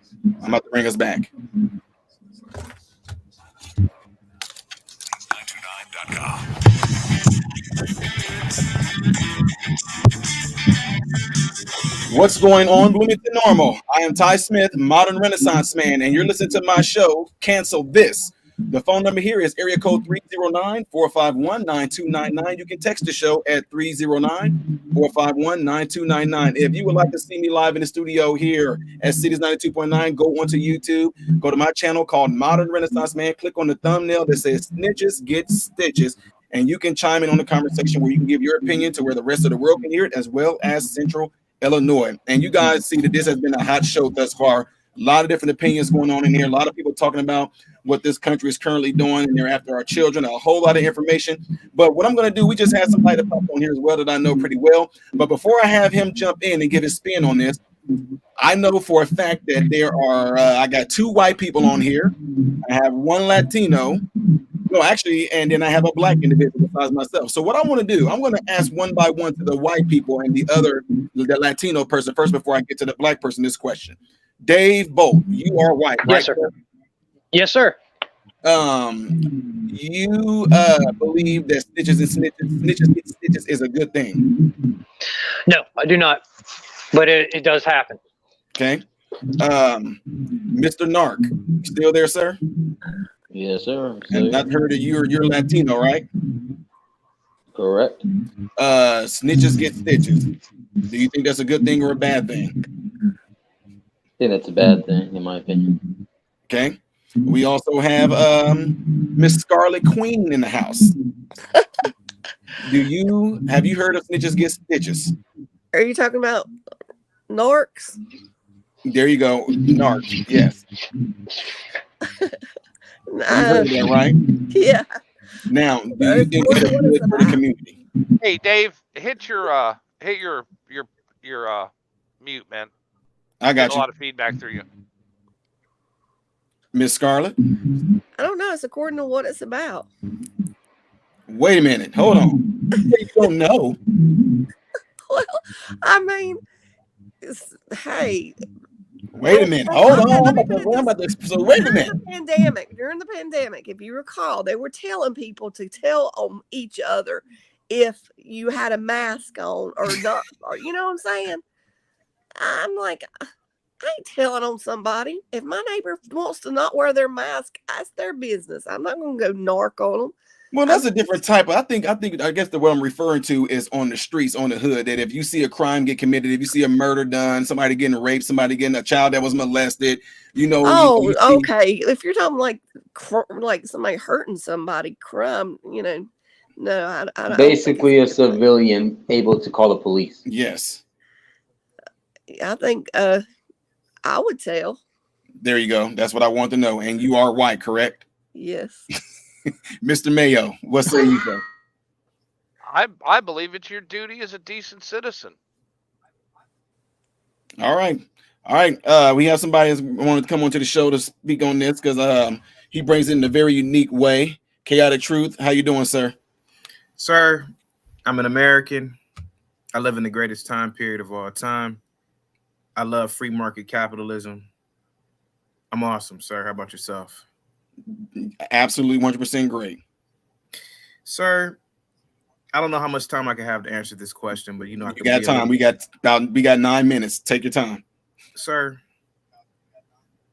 the black race, the race that I'm a part of, unfortunately, at some times, a race of individuals who, not all, but most, we love disorder. A lot of us love committing criminal acts, and not violent acts, but your common Negro loves speeding. Your common Negro loves loitering. Your common Negro does not abide by the rules and the ordinance of this great country because we are told to be victims. We are told that everything is the white man's fault. We're told that the white man is big and bad and he's evil. And we do everything to undermine their system. Not me, of course, because I respect the rule of law and order. See, the black man doesn't like Karen. The black man doesn't like Karen because Karen exposes the black man for what he is, breaking the law. Now, for example, it could be a no dog park. A Karen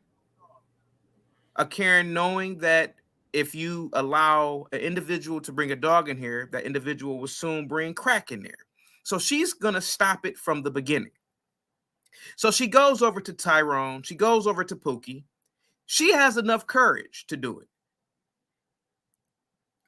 This small frame white woman has enough courage to go over to Tyrone and Pookie and say, excuse me, this is a no dog park. You can't be in here. And the Pookie and the Tyrone, being the victims that they are, because they've been told they've been victims, they've been told that they've been slaves. They see this white woman and they automatically assume she's a slave owner. They automatically assume she has a whip. So they are automatically in a combat mode. But all Karen wants to do is abide by the law, abide by the rules, and she wants others to do so. Because again, she knows if you let the dog slide, you're going to let crack and prostitution eventually slide. So the Pookie and the Tyrone, he's going to say, man, get up on my face, you Karen. So the Pookie and the Tyrone is going to take out his phone. He's going to take out his phone and start recording.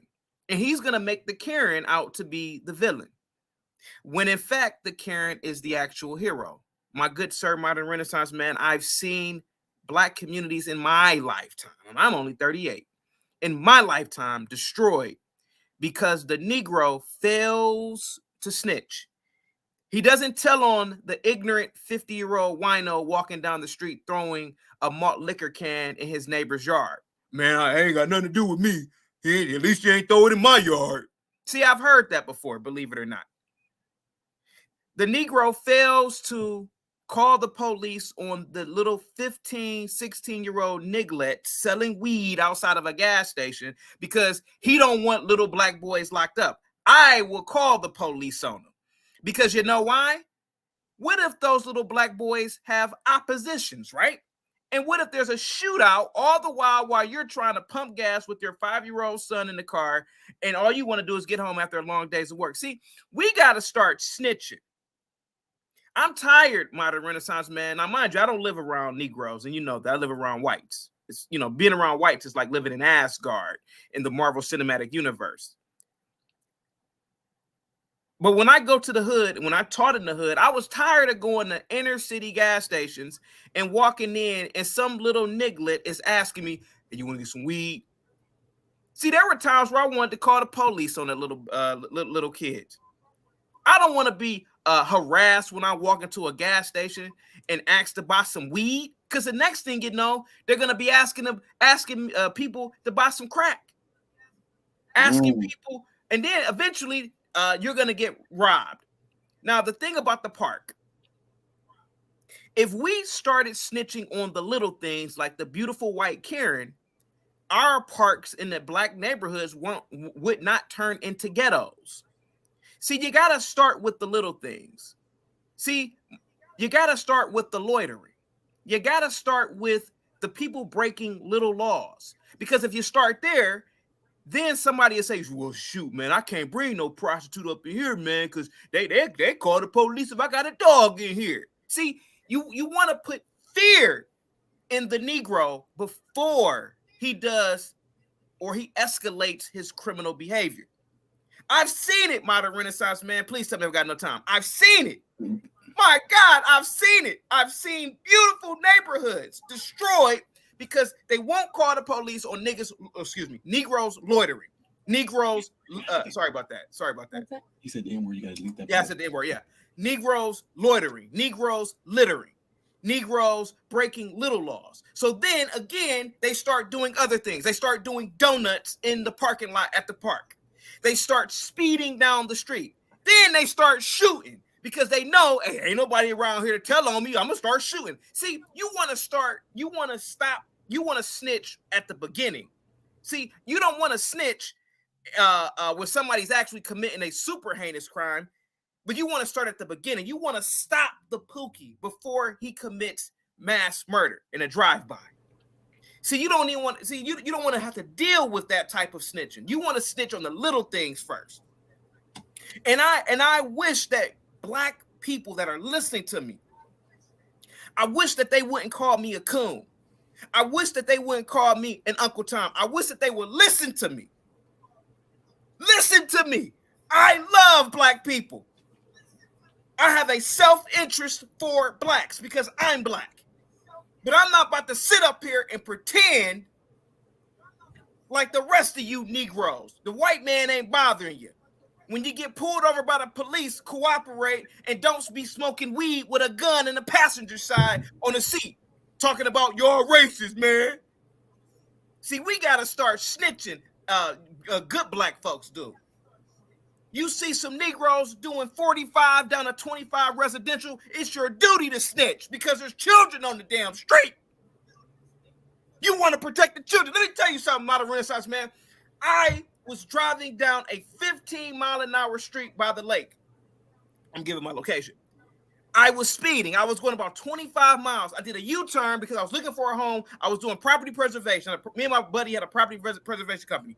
This beautiful white old Karen was in the middle of the street with her hand extended out. I stopped my car. She said, "Excuse me, young man.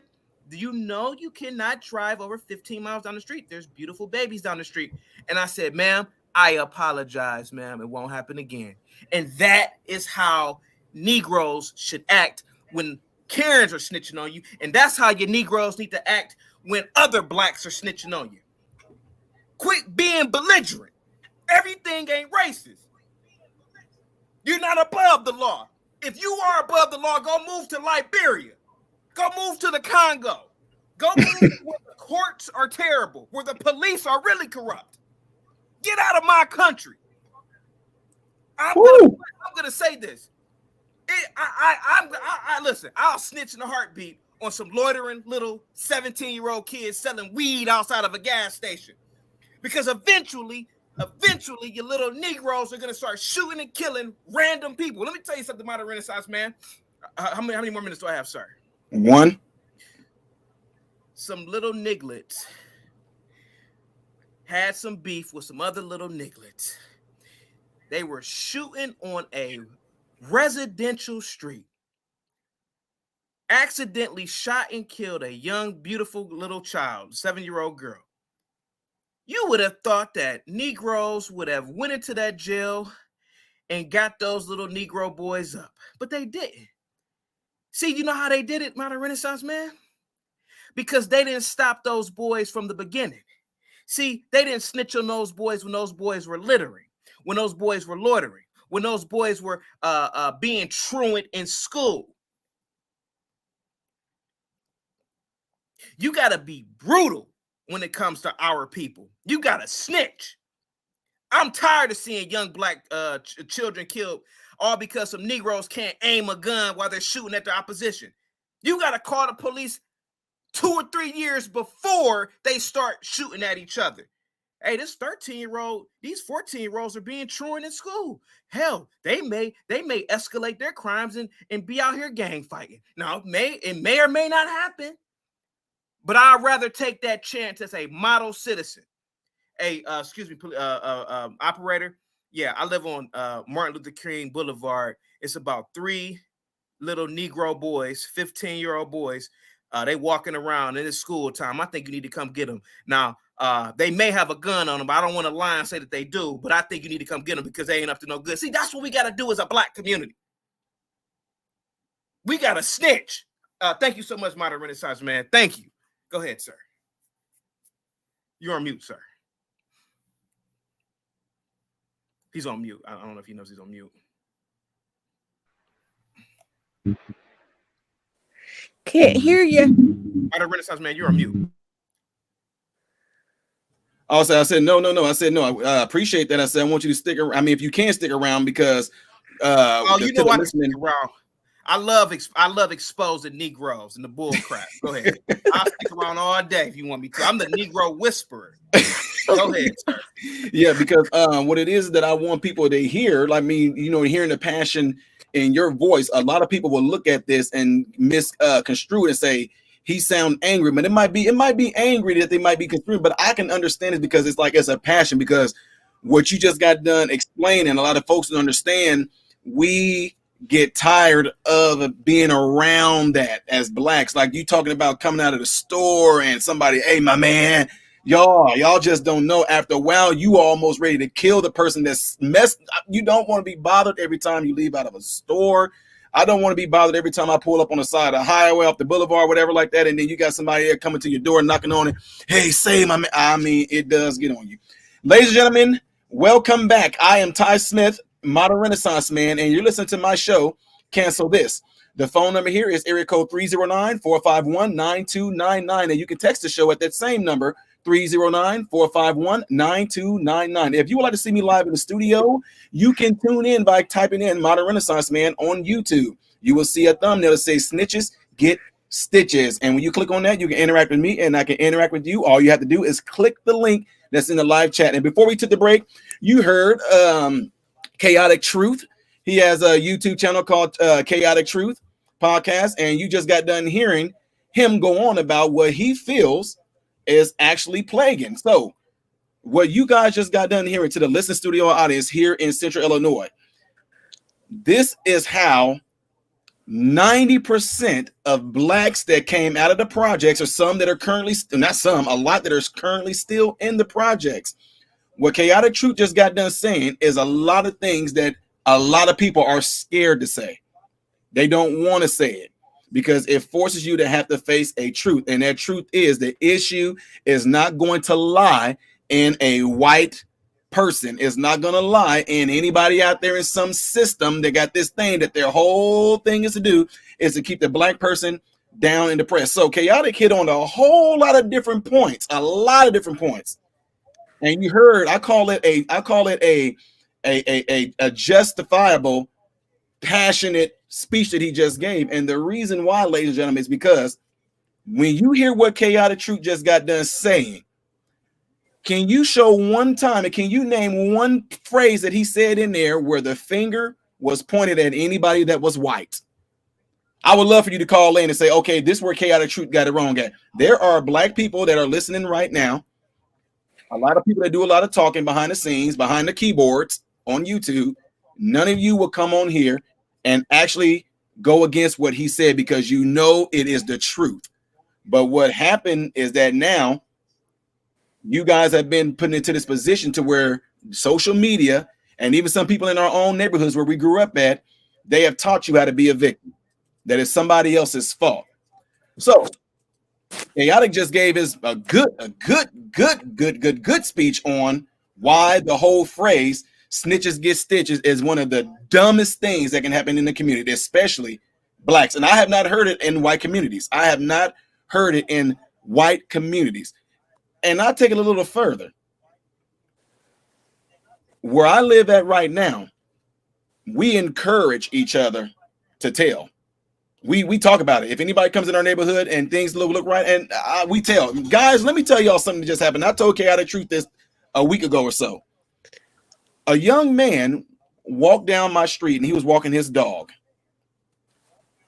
I have a big open. Nope. Let me keep that quiet. Okay, my dog was going crazy. My dog is at the door barking. I look out the window. There's a young man standing in front of my yard, right? This young man dog started to use the bathroom, started to do the number 2. My dog is still barking. I sat there, watched out of my window, right? The young man heard my dog barking. He looked at my dog. His dog did the number 2 in my yard. Everybody in our neighborhood, in our community knows. We got signs. I even had a sign in my yard. Why didn't you say something? Says, please pick up after your dog. This young man is right there in front of where I have my sign at. His dog used the bathroom. The young man looked, and then guess what he did? He walked away. You know what I did? Did I become Karen? I stepped right outside my door. I yelled, "Hey!" He stopped. I said, you just gonna let your dog poop in my yard and keep going? He just stared at me. I'm looking at him. I'm like, yeah, you. I said, I know what you look like. I know what your dog look like. I'm going to watch you walk home because if you don't pick this up, I'm going to be bringing it to you. I went back inside my house. I gave him time because I know that, let's be honest. It's in a suburban area. This dude see a big, large, I'm just going to use the words a lot of people use. He see a big, large black man, very loud. I was very loud. And he did not want to walk back towards that way. So I went back inside the house so he can feel comfortable to come back to my yard and pick up his dog poop. This young man, I guess I scared him. And when I say young man, a kid had to be around 17, 18 years old. He went across the street and walked back past my house, and he still did not come back and get his dog business up. I was even waiting to even provide him with the bag to pick it up. He didn't do it, right? So now, can you imagine if the tables were turned? Like what Chaotic just said, pull out a camera. Look at this Karen bothering me. That's a perfect example. So now this kid who actually, I know exactly who he is. My wife said, don't do this. Guys, I was going to, I'm human. I was going to pick up this dog's droppings and just go put it in my garbage can. But no, I'm walking around to the house, leaving it on the porch with a note. You say what you want to, but guess what that's going to do? Is going to discourage that type of behavior. And right now, folks, we have somebody that's actually calling in live from the listening audience out there in Cities 92.9, and we're going to address that call. Caller, you on Cities 92.9? We're going to address that call. Caller, you on Cities 92.9? Hello? Yep. Yep. Can you hear me? Hello? Modern Renaissance Man? Yes, can you hear me? Yeah. This is I just sent a super chat in. This is Gypsy Muse. Oh, hey there. Appreciate it. I just wanted to say that look, I was raised in downtown Detroit. I'm a white girl. Mm-hmm. I have no racist bone in my body. I love all people. But it's the government who is dividing us. It's the government. Go ahead. And because I have no concern for color, race, whatever, class, whatever. I love people, but it's our government who is dividing us. That's all I wanted to say. Oh, okay. Well, hey, I appreciate the super chat, and I appreciate you calling in and saying that. And ladies and gentlemen, shout out to the caller right there, Gypsy. And yeah, I mean, what she said is absolutely 100%. And at the same time, I like to add to that, not to say there's like a type of pushback, but I like to say, guys, I say this all the time. And a lot of people, when I minister at a church, a lot of people look at you funny when I tell them this. A lot of people like to say things like, they sing songs. I went to the enemy's camp and I took back what he stole from me. I went to the devil's camp and I took back what he stole from me. And the Bible clearly tells us that there cannot, anything that the devil does cannot be, it can't be stolen from us. But you know what you're doing? You're giving it to him. And that's why the Bible says, give no place to the devil. It didn't say don't let the devil take, but it did say resist him and he will flee. But what we have going on right now, no one is resisting.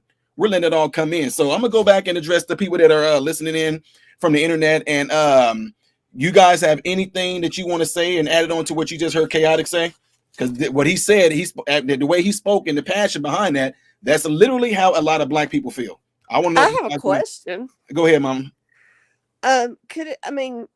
Even where in smaller or more rural areas where there's a lot of poor people who are white, they act the same way. I mean, they tear up their, and to me, I'm wondering, is it because stuff's just given to them? I mean, instead of they've had to earn it, they're just, given this house or given this apartment. They don't really have a lot of respect for it when, if something like my kids, I bought them a car and I swear it was never clean the entire time they owned it. But when they paid for it with their own money and got them another car, you had to wipe your feet and don't eat in my car, all this. It changed. Same kid, but different circumstances. He paid Mhm. for the car. He was more worried about how it looked. But when, we give him a car, it looked like my trash can. So I'm just curious, in black neighborhoods, is it because some of the places are, just given to them by the government that they didn't pay for it, so they have no respect for it? Because, like I said, it goes on in poor white neighborhoods that are on welfare. And Go ahead, Chaotic. I would like to, Dave, you have a lot of feedback. I would like to say something to Miss Scarlett. Miss Scarlett, I have been to poor white neighborhoods, and you could literally eat dinner off of the road, off of the sidewalk. no, I'm not talking about people who No, no, who Miss, work and bought their Miss, houses. I'm no, talking Miss about Scarlett. No, I'm talking about. I know what you're welfare. talking about. Trust me. I have been to neighborhoods that are blue collar white. I've been to neighborhoods that are blue collar black. The white neighborhoods look like heaven. I have been to middle class black neighborhoods and middle class white neighborhoods. The middle class white neighborhood looks like heaven. Wherever blacks go, generally, if it's not really affluent, we tear up.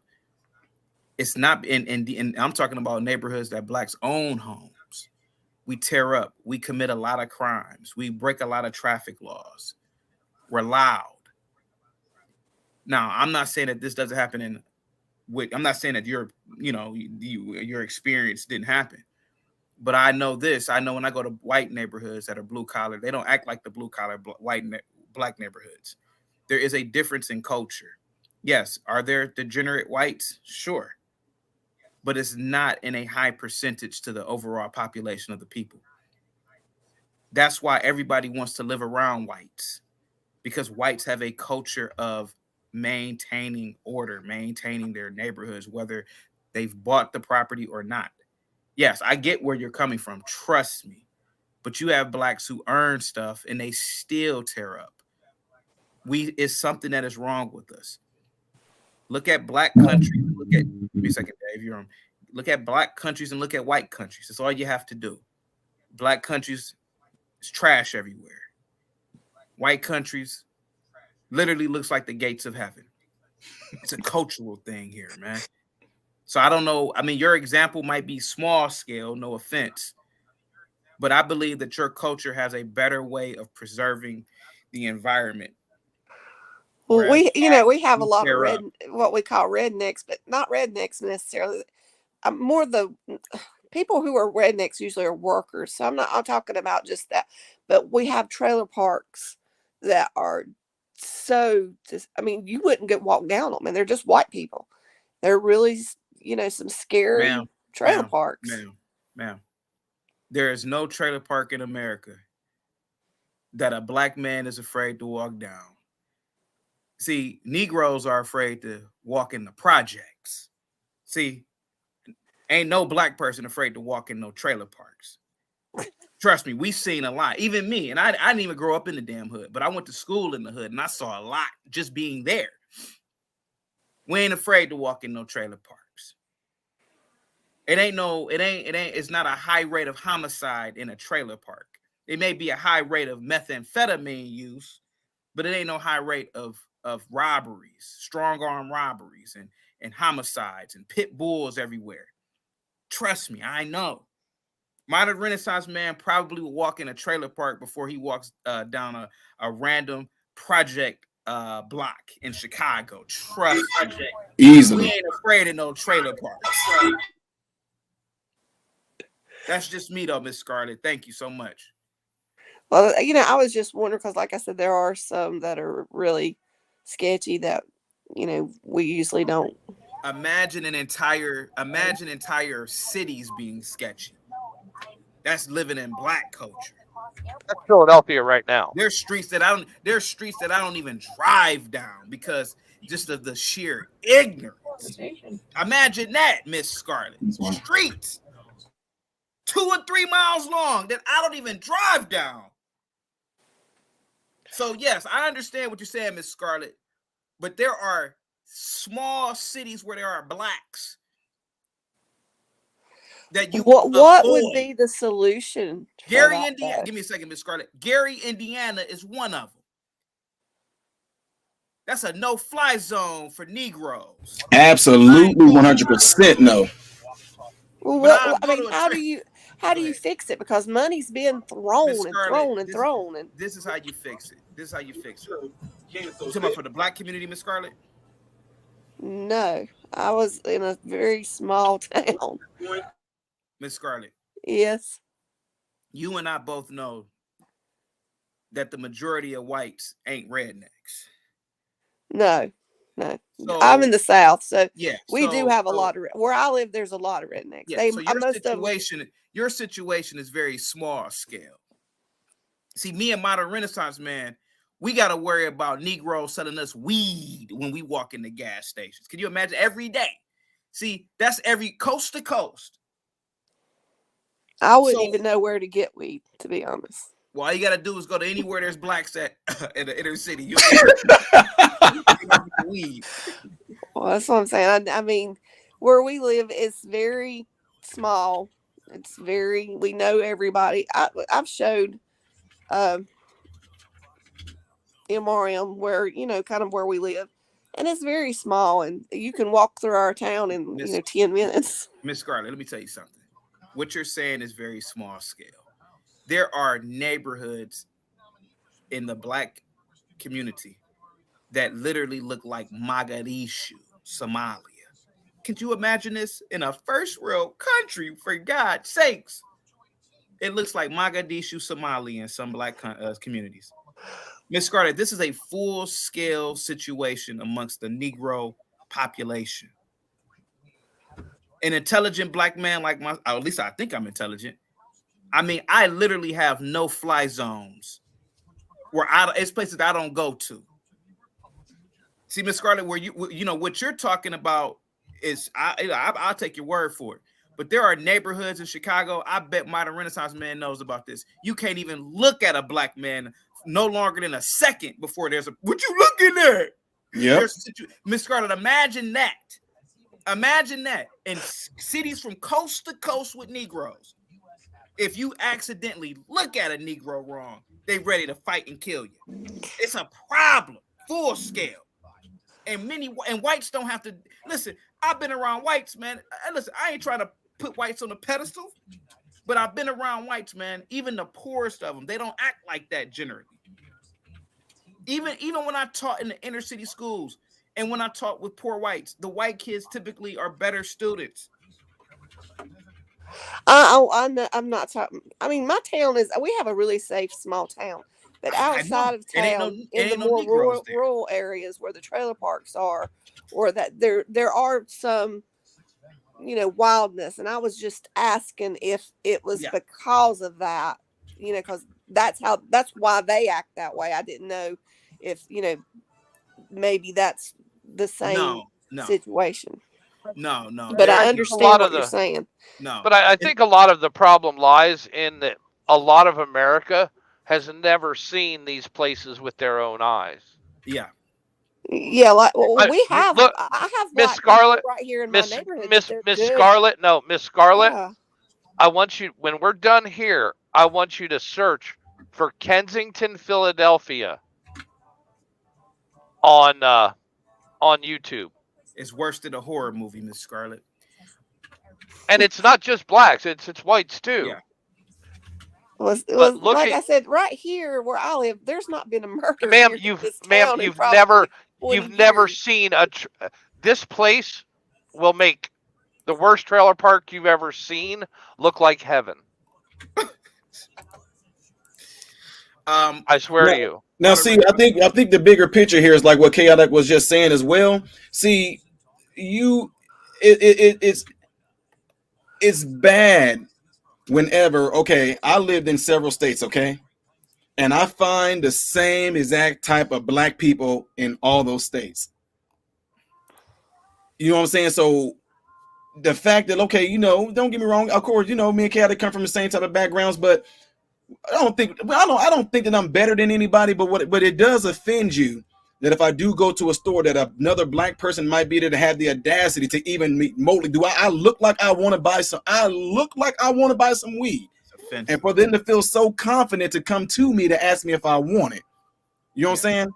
So I'm just being real. I've never in my entire life ever had one white person offer me any drugs whatsoever, ever, never. Ever.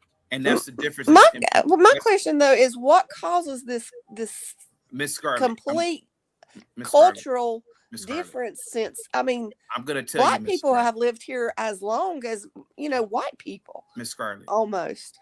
Miss Scarlett, I'm gonna tell you a secret, and a lot of blacks won't tell you this. When the ancient whites came into Africa, they saw a primitive Stone Age people who couldn't even build a building higher than one story. They didn't have roads. They didn't have toilets. They didn't have an advanced infrastructure. Our people were living in the damn Stone Age. I know, Modern Renaissance, man. I know this hurts, man. Our people were living in the damn Stone Age. Now, we're all whites.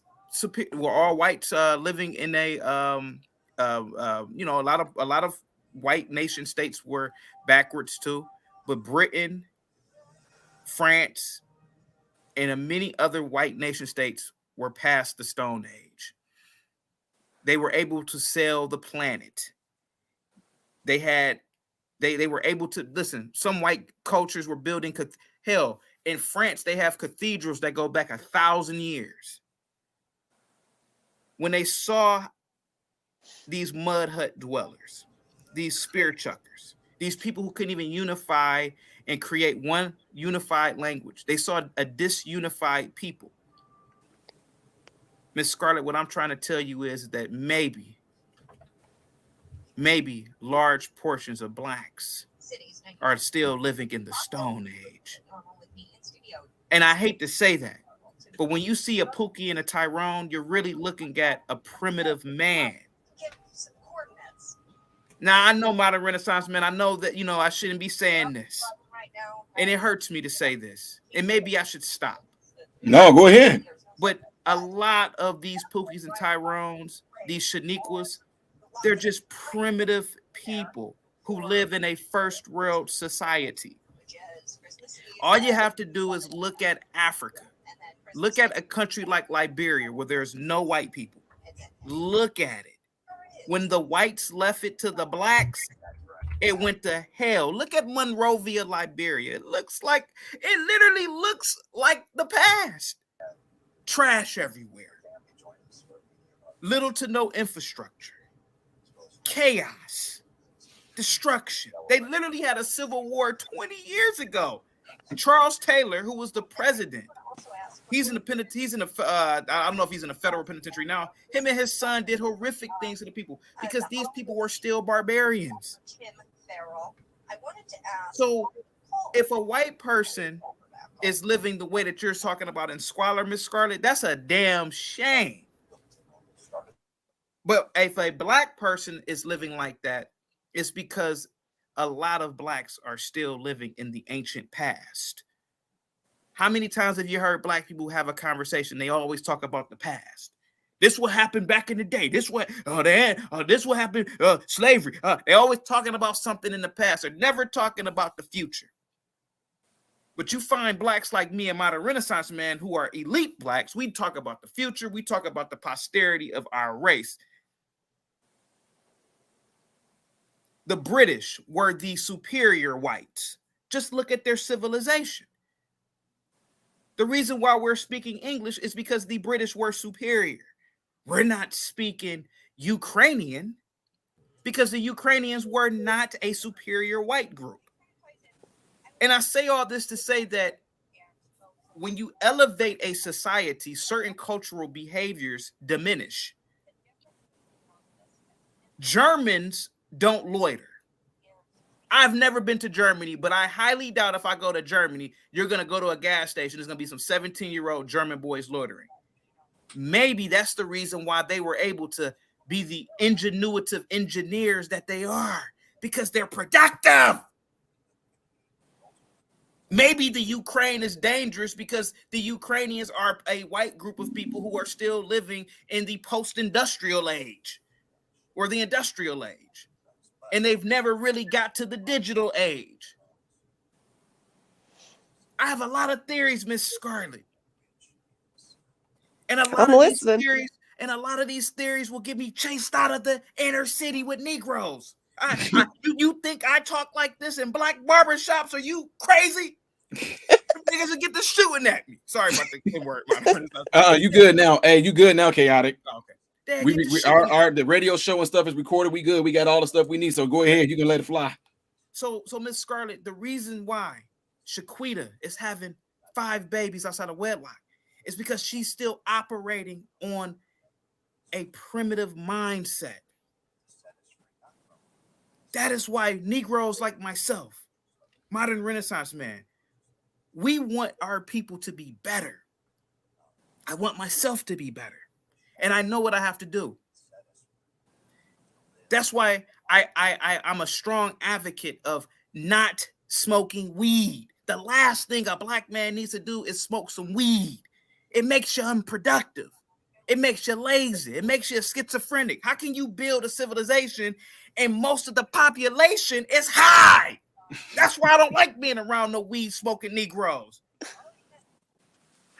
I was on a show last night. You was there, Modern Renaissance man. They asked me, how can we fix the black problem? I said, hey, the number one thing you got to do is tell black men to stop smoking weed.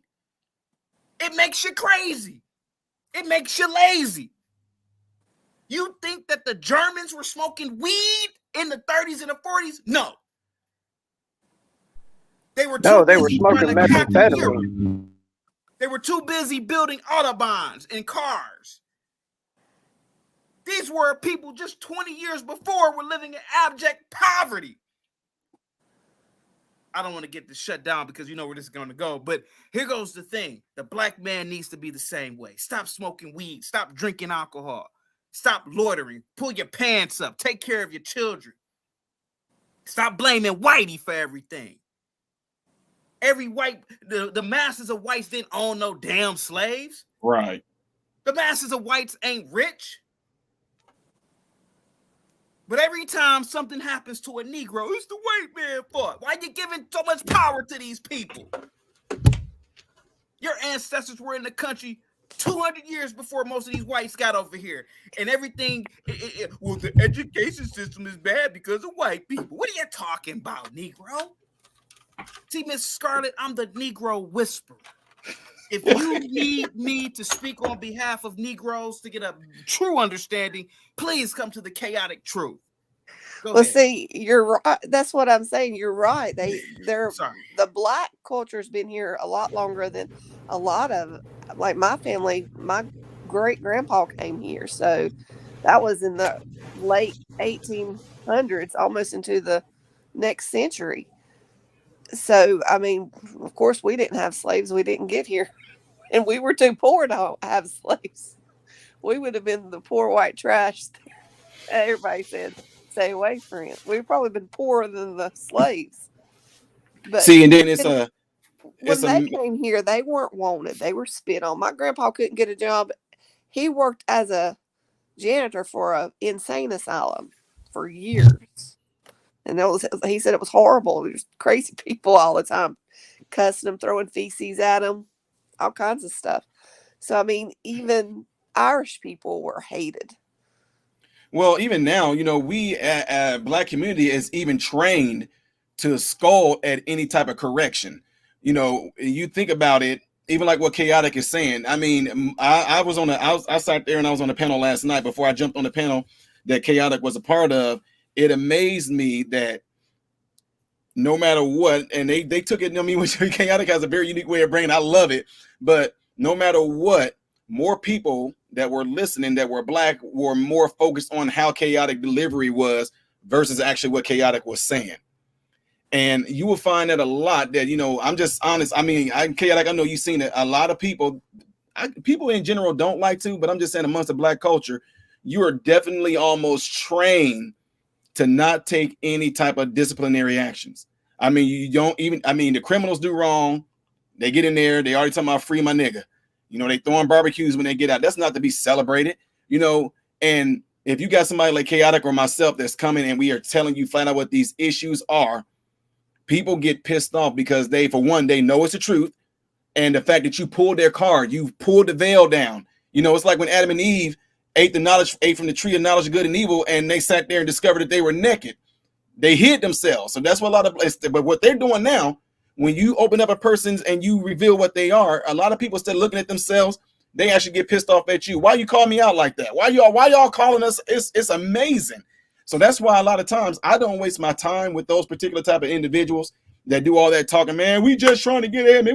Man, the wife. Okay, I'm not. Okay, who wants to come? Hey, who wants to be? You want to be? You say I'm successful. You want to be successful? Here. I'm getting ready to show you how to do it. But if I got people like, man, because all you niggas do is it, okay, I don't want to talk to you. I'm not talking to you.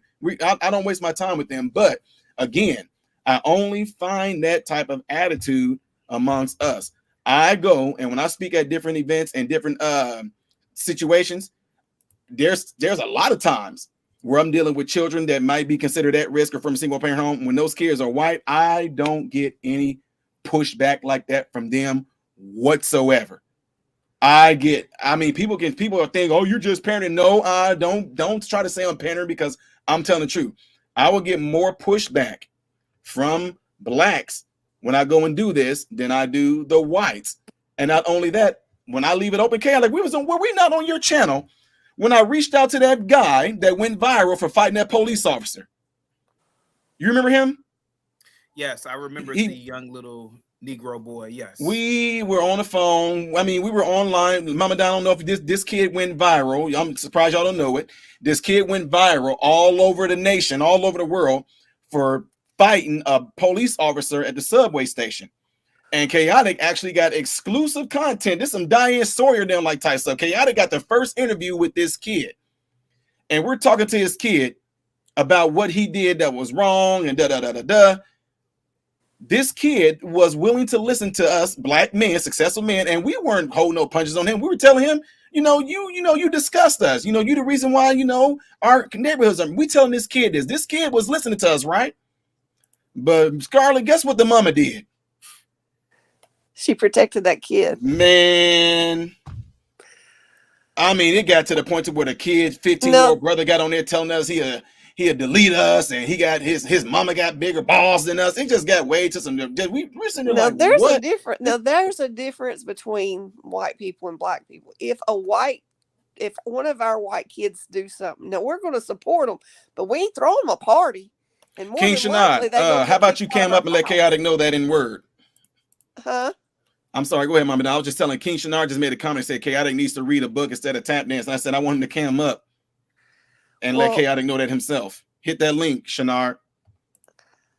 Well, like I said, we don't celebrate, if our kids do something wrong. We're more ashamed. Mama Don, have you known of any white, okay, you, Dave, and Mayo, have y'all known of any white people anywhere ever at any time that celebrated criminals, that protected criminals, and that when criminals came out, y'all threw like a barbecue for them and all that? No. No, sir. I had a cousin in the state pen in Pennsylvania. Nobody put money into his account. Yeah, it's embarrassing. They worked to help him get a job when he. They worked to help him get a job when he got out. There was no party. There was no welcome home. Here's a bed to sleep. Here's a job to go to. Now get to work. Now, my daddy was very, very, very strict with us, and he told us straight up if we ever went to jail, we were just going to sit there. He wasn't getting us out. I mean, he told every one of us, and none of us went to jail. But I'm just saying, he wasn't going to. I mean, this is something that we just find very shameful. We don't celebrate it, that's for sure. But we do. We do. I mean, we're taught that no matter what it is that a black person do, I mean, the crime is committed, it's done, and we're taught that when they get in there, we already, like you said, they're talking about, hey, we got to put some on that, we got to put some on his books, and then on top of that, they start posting things on Facebook and Instagram talking about free my nigga and all. What? That's why okay.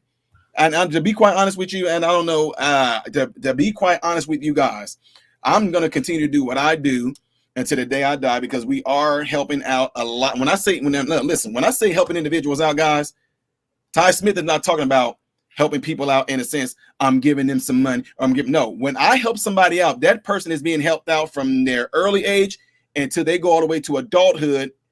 And when they get to adulthood, they graduated, they went into a trade, a skill, an apprenticeship. They got into a possibly, if they do go to college, all the ones that we do encourage to go to college, they go to college to get something that's going to be actually worthwhile. That's what me and my wife have done.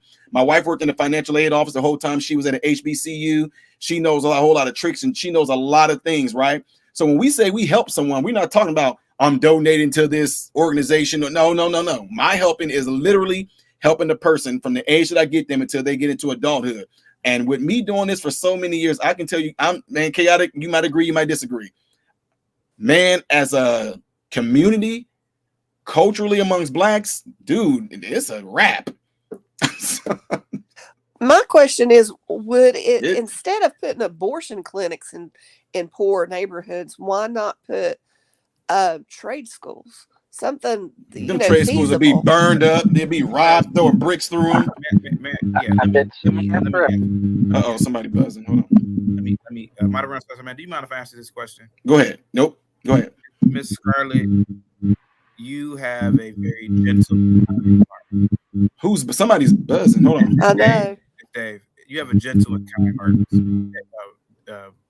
Miss Scarlett. Yes. I taught in the inner cities. There are resources available.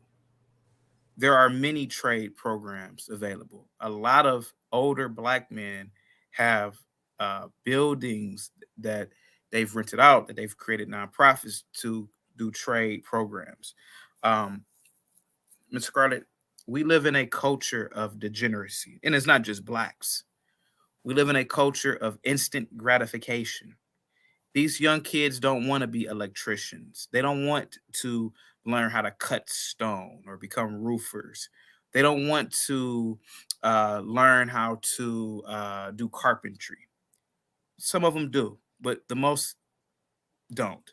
They want to be instantaneously wealthy.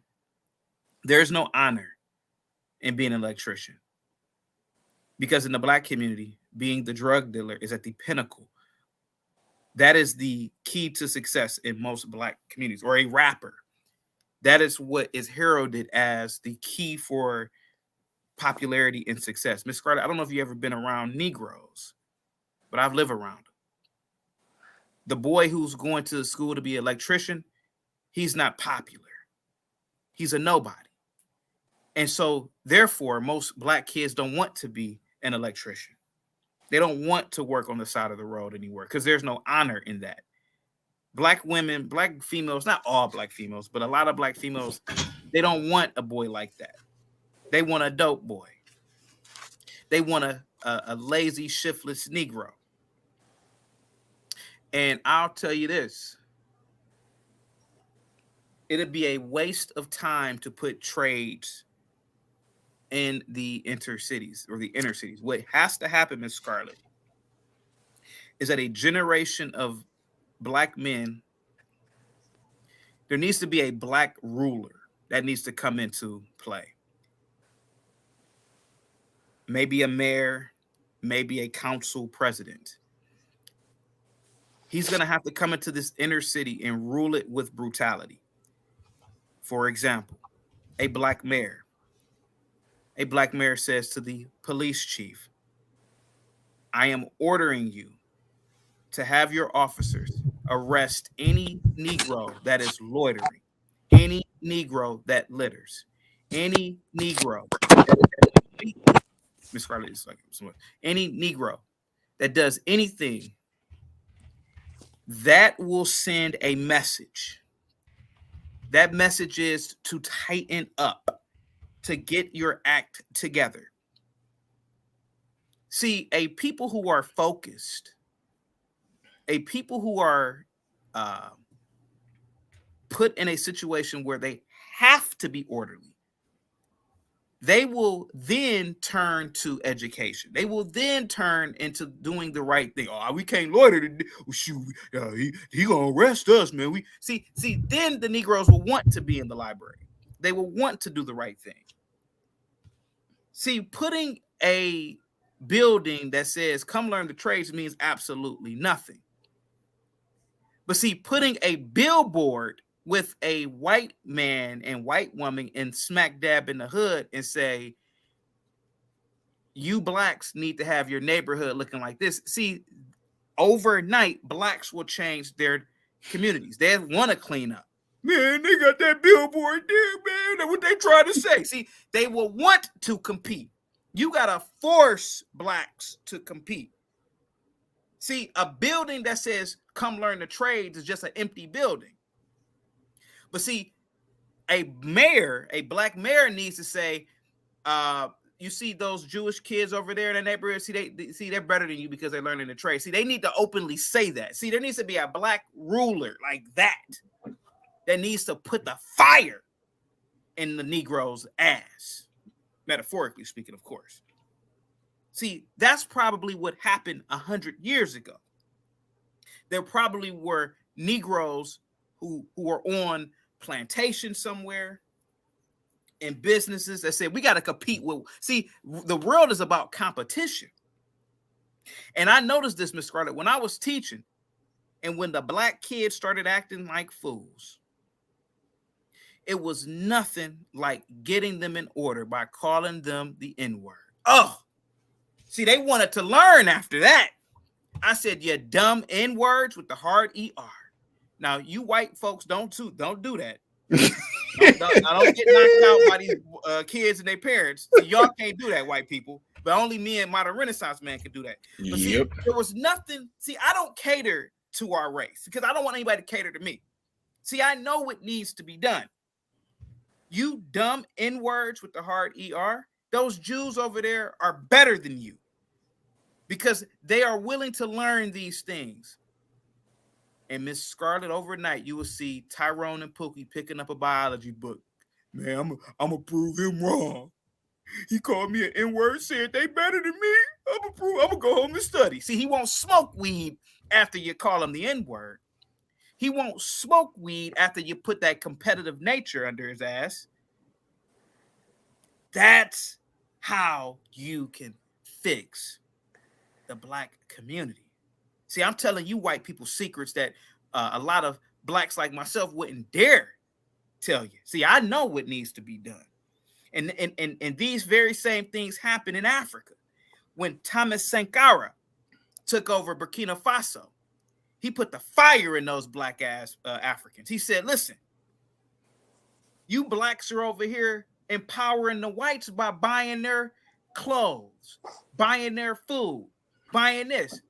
We have our own country here. We can make our own resources, you dummies. And overnight, the country became a self-sufficient country, even though it was landlocked. When Jerry Rawlings came into power in Ghana, he told the Negroes, stop cooking on the ground. That's primitive. Stop doing this. Stop doing that, you dummies. And overnight, they stopped. He didn't play patty cake with them. He didn't do this nonsensical. You gotta use the right words and read the crowd. No, he told the Negroes what needed to be said. Blacks are a people that need a dictator that is black. I agree. It worked in ancient Egypt. It works now. You can't patty cake and play pity parties with Negroes. You gotta tell them, hey, Negro, pull up your, and it has to be somebody in an authority figure like a black cop. Hey, Negro, pull up your pants. Man, what'd you say? Pull up your pants now. We're gonna take you to this back alley and beat the shit out of you. See, that's what needs to be done. That's what needs to be done. And not white cops doing it. I'm talking about black cops. Black cops who have a vested interest in the community. I have a question. You know what? Go ahead. And what I'm gonna say this real quick. You know, one of the things at this after school program that we do. Do you know one of the things that the parents sign off on that we do there, Mama Don?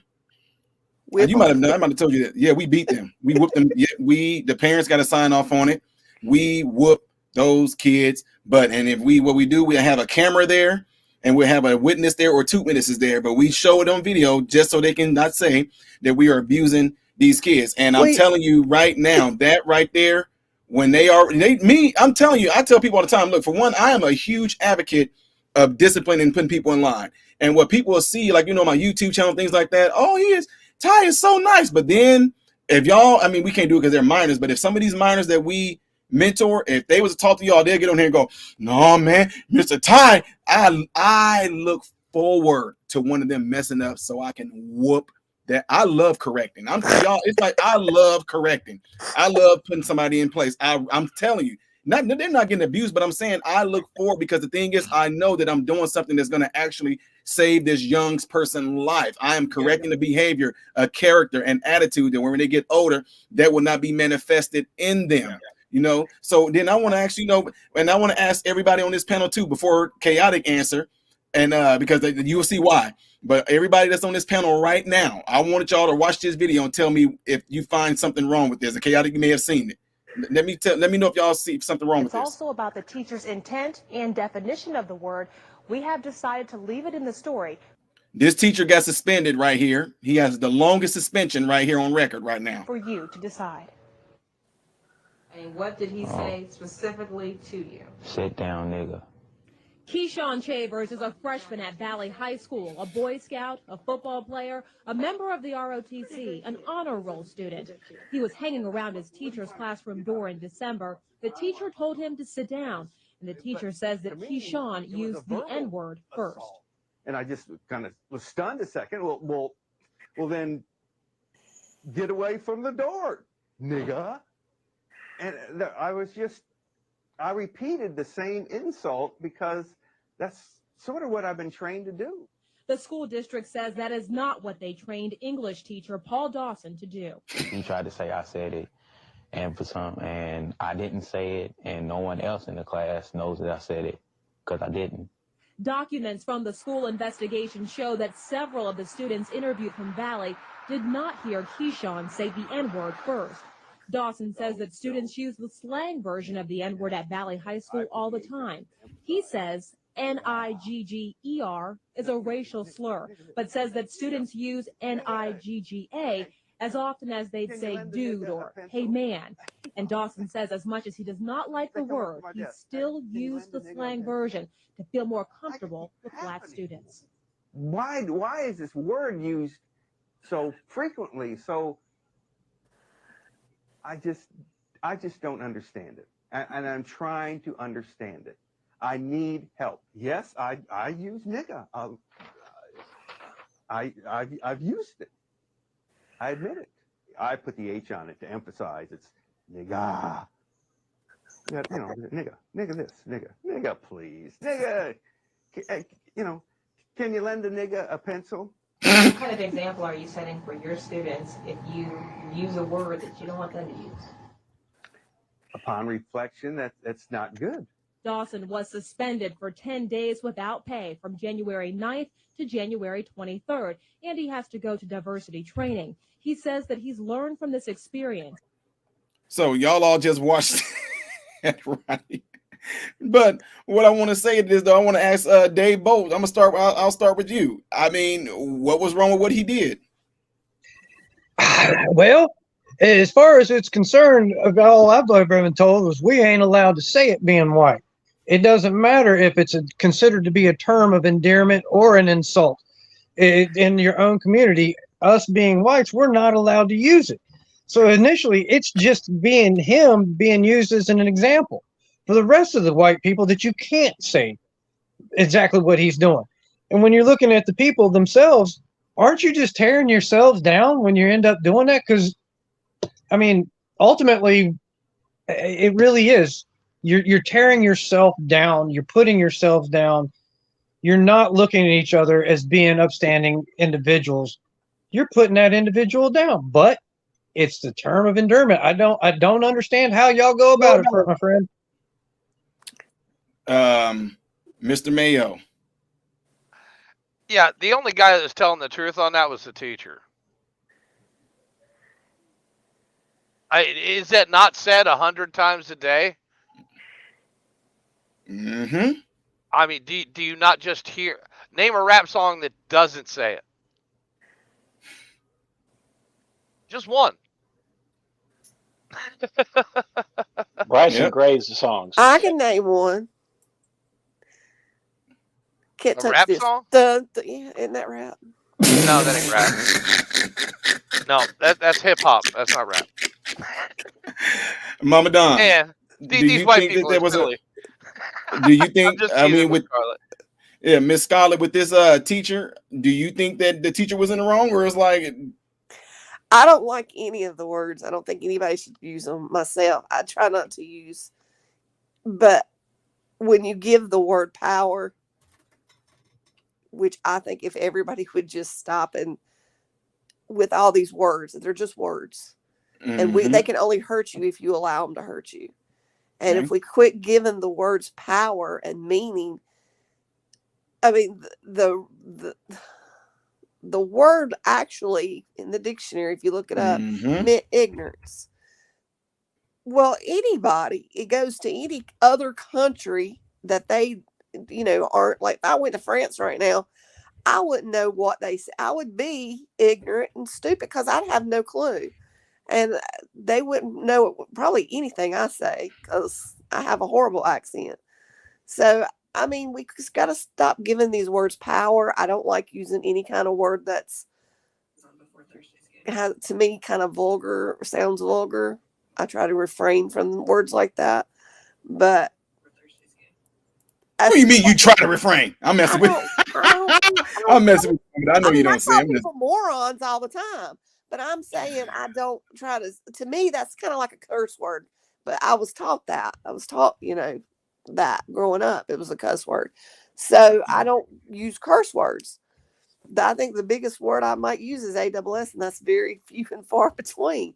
I'm just saying, if we quit giving words so much power, so much meaning, then it won't matter if it's used because there's no power behind the word. All right, I'm gonna ask one more white person on the panel before I get to chaotic and me. Johnny Red, did you see that video? Yes, I watched the video. What do you think? Was that teacher in the wrong, or it's kind of like I don't get why he's in trouble? Well, he shouldn't be in the wrong, but we already know that where the media is never going to let it go. But I even mentioned this one time to someone that until we stop, having this problem with the N word, not even saying the N word, we're going to have a problem with race in this country. And then later, when I'm on a soccer field and we have a ball that's black with green squares, and we have a white ball with black squares, and I say I can't see the black ball, I got turned in from HR from that person later because, well, I thought they were saying something racial about preferring to play with a white ball. I'm like, seriously? So it's crazy. Wow. And chaotic. Let's hear it. Here we go. I'm gonna tackle this from a few ways. Primitive people care about words. Primitive people react to words. Okay. If we are going to be a highly evolved people, we should not react to. I bet you, if you went to Japan and walked down the street and called somebody whatever derogatory word that they may have had in the past, I bet none of them would probably react to you because the Japanese are highly evolved. Just look at their civilization. I bet if you went to Cambodia and made an might give you a dirty look. I bet if you went to Cambodia and said something derogatory, you might be in an alley somewhere because there's a difference in civilization. The Cambodians are not as evolved as the Japanese. They're not as advanced. Now, I say this to say about the situation with that little boy. See, I taught in the inner city. I taught in black schools. That little boy can pretend with a little dog face that he's the victim. He could put on his little glasses that aren't prescription glasses. He could have his mom speak for him so he can be like a little kid. But I bet that boy, he fights. I bet that boy is disruptive in class. And I saw this clip 10 years ago, by the way. I bet that boy says the N-word over and over and over. Absolutely. And that poor, dear white man, he's a square. And he's also a hero in Mariam. Any white person that teaches in the inner cities is a hero, if you ask me. You deserve a medal for being there. You have to be fathers, mothers, counselors, mentors, sometimes cooks, because you are helping out the blacks who cannot get their acts together and their children. I've seen white teachers bend over backwards to help black students. I'll be here 2 hours early, Johnny, if you need a wash rag and soap and whatever you need, Johnny. I'll be here 2 hours early, Johnny. I've seen white teachers literally bend over backwards for the worst acting black kids. That white teacher probably is, well, I'm assuming if he's still teaching. I bet you that white teacher is beloved by most of the black kids in that school. Absolutely. And I bet you, right, and I bet you that black kid probably was so bad that day that the white teacher said, okay, nigga, you know, and I feel like that kid used that as an opportune time. He probably told some liberal black counselor or teacher what happened. And that person said, oh, yeah, we got him, girl. We got him. We going to get him out of here. And I've seen the women in these schools try to undermine the men. They probably don't like that white teacher because he's probably a better teacher, a better person than most of the blacks there. Let's be honest. Let's be honest here.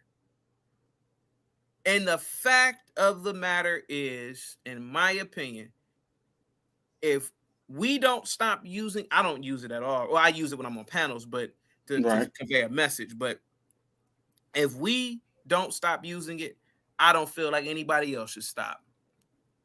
Because black people can say hunky. I don't want to say the K word because, you know, I don't get it shut down. We can say blacks can say any other word without immunity. Well, why is it that nobody can say the N word? More blacks have died hearing the word nigga and getting shot and I would say in one weekend than with the Ku Klux Klan. I don't even think the Ku Klux Klan killed anybody, to be honest with you. That's another story. Than anything that ever happened racially in history. To be completely honest with you. I'm not trying to put whites on pedestals. I'm just telling you what I see in nature. That teacher's a hero, and I can't believe that they had the news up there interviewing that guy. The fact that he has to drive into the ghetto, the fact that he has to get out of his car and walk into that jungle of a school, he should have a medal around his neck instead of a microphone in front of him by some liberal white. Why did you say that word? And that liberal white knows damn well what happened. See, I don't play games, modern Renaissance man. I know. I'm the Negro whisperer, man. I'll be honest about myself, about blacks, about whites. I've been around. The fact that he has to drive on those ghetto streets through that ghetto city, that ghetto neighborhood to get to that ghetto school. He's doing the work of the Lord. Those kids are it's probably 35 kids deep in his classroom. And you know, in inner city schools, modern Renaissance man, let's be honest, they act a fool. Why are we playing games here? But you notice that probably got the attention of a lot of those kids when he said it. They were like, see, that is the attention word. And I love saying that word. And again, white folks, don't say that word. I don't want none of y'all to get knocked out. But I used to love saying that word, modern Renaissance man. With your N-words, stop it. All of a sudden, these black kids wanted to be Albert Einstein next. I can't believe he said that. I'm gonna study now. See, we understand a clenched fist as a people. And I don't want to get down too deep. I don't want to go out far the rabbit hole. But I would suspect one of the reasons why a lot of blacks back in the day were more orderly, modern Renaissance man, because I believe that the community used to beat dumb Negroes. The white man used to beat dumb Negroes. And I think the Pookies and the Tyrones, like that little boy in that video, back in the day, that white teacher would have took him out back and beat his ass. And I feel like that's what happened with the Pookies back then. You didn't have Pookies because the Pookie would get beat before he could act a fool. Made an example out of. That's truth be told, that's what I think happened really back in the day. Well, public shame is a useful tool. Yeah. So, and I want to add, my piece on that is that the teacher said that the boy called him that first. So I'm gonna tell y'all in my mind how this played out. You know, it might be 10, you know how it is. The last little 6 minutes of class left, the teacher already said, okay, y'all, we done with this chapter. Y'all just go ahead and sit down and chill, and till the bell rings, blah, blah. He goes up, he's standing by the door. The teacher, hey, Mr. Tyrone, can you sit down? What? Tyrone, sit down, get away from the door. I'm just standing here, nigga. And well, you go sit down, nigga. They sucked in the whole atmosphere. They want to go and turn this teacher in. And to show you proof that it actually is not that big of a deal is the fact that if it was that harsh, the news let it play and they actually let him say what the teacher said. So he didn't use it. He clearly explained that he did not use the ER. He said, I'm only using what they're using when they talk to each other. So why can't he use? Remember, he didn't say the ER. He said the You know what I'm saying? So I'm gonna throw this in there too. Yes, I believe that. I'm with you, Chaotic, man. Inner city schools, y'all. Clearly that kid is lying. That kid did call him a racial slur, and you know what? That goes along with this. This goes along the lines of what the title of this video is for. The reason, look, there it is. It's already embedded in them. Don't tell on him. Don't tell on him. Snitches get stitches. Don't tell the Tyrone called that teacher. Don't tell Tyrone called the white man a nigga. No, we know he didn't say that. No, he didn't. See, that's what I'm saying. That's that code. Nobody wanted to sit there and be truthful and tell. Yes, Exactly. he, good and well, he called that teacher a nigga. Come on now. Modern Renaissance, man. I apologize for cutting you off. Go ahead. Sir. And it's something that the crazy light-skinned brother Eric says.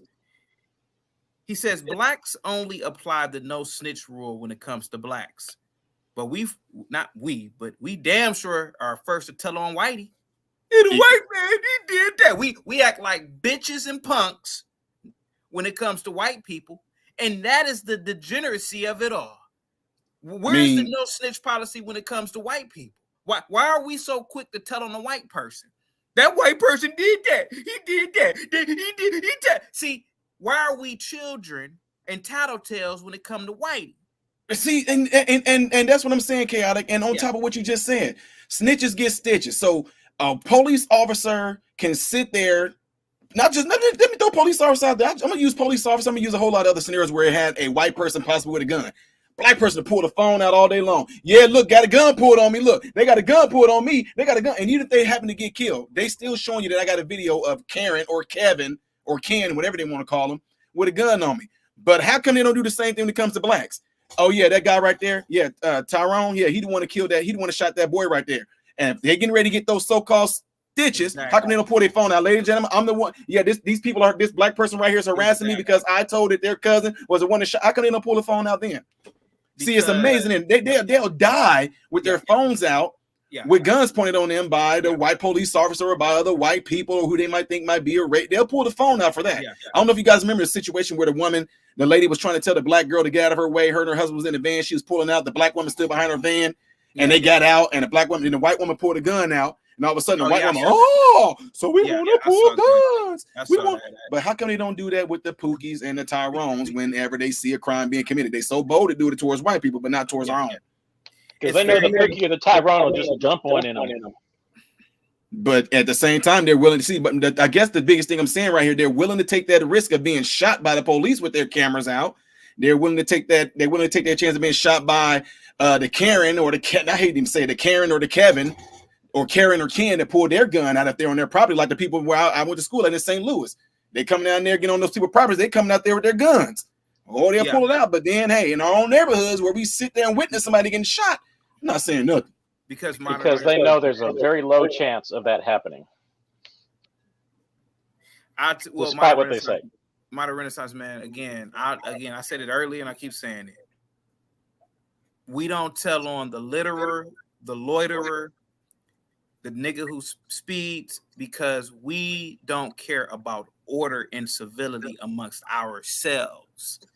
See, the person who's speeding, all you gotta do is call the police. Hey, man, this license plate, yada yada yada, they're speeding. Imagine if 10 black people reported a car that's speeding. The police don't know who reported it. They just know, hey, we got like 10 reports on you speeding, buddy. Hey, you're loitering. Well, about 10 people in this community called the police on you. See, they're not gonna kill you. But see, again, modern Renaissance man, and I hate to say this. See, you know, the whites on the panel, you know, they didn't grow up around niggas. I did. See, the person who's the 55-year-old wino who's throwing his liquor can in your front yard, your neighbor's front yard, he ain't about to kill you if you snitch on him. He's a wino. He's a loser. But see, we're not going to snitch on him because we don't care about order and civility. We want order and civility when it comes to white, because we perceive, not we, but we perceive whites as better. Like, can the white man treat us better? Can whitey treat me better? See, we want white people to treat us better. We should want our own people to treat us better. But we don't want order and civility when it applies to blacks. Agree. See, Question is, why do the people not respect themselves enough to want that? Because Dave, again, man, I gotta tell you, man. See, I'm giving you whites too many secrets right now. Because brother, I've lived in the country to the projects. I'm gonna tell you, Dave. A lot of blacks, not a lot. I mean, not every black. We still function off of a Stone Age mindset. We want to go back to those primitive ways. A lot of us. Well, you know why Nigerians, when they immigrate here, they come here, they're better educated and all that. In the schools, if they don't behave and learn, they get caned. We pulled up videos on Ock Nation News and watched it. They will get caned, and they'll get 10 lashings with a cane. I want to bring this point up here real quick. I'm gonna show you guys something real quick. So you guys just saw. Get in too, by the way. I got you. I got him. I see him. I want you guys to look at this too as well. And Chaotic, I know for a fact you've probably seen this. Some of y'all might have seen it as well. So we just saw what happened with the white teacher who said nigga to the black kid, whatever. But I want you guys to, y'all seen this. I know y'all probably have. I want y'all to, what are your thoughts on, wait, why isn't it coming up like I want to? What is your thoughts on this one right here? What are you talking about, man? Well, I'm out, man. That nigga's tripping. That nigga's tripping. That nigga's tripping. That nigga's tripping. That nigga's tripping.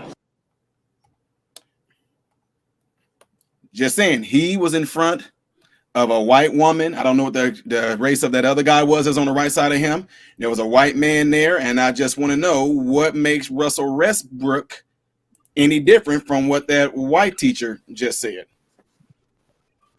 Russell Westbrook just called all kinds of races and genders niggas. Well, what white liberal will accept them saying.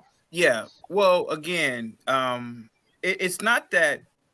See, modern Renaissance man. See, you are a highly evolved man, and you and I both know why.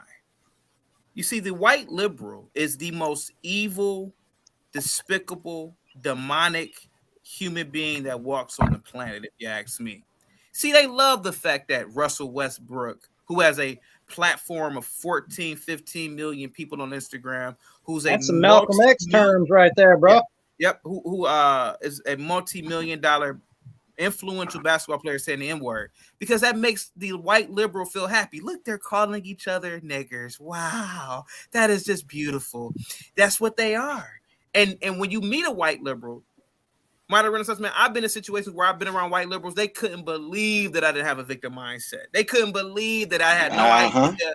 I didn't come from a downtrodden background. I grew up with both of my parents. They say, you're not oppressed. Like, no. And they'll go crazy. So they will. It's literally the meme where the white woman sits there and puts her hand over the black person's mouth and says, let me speak for you. You're a victim.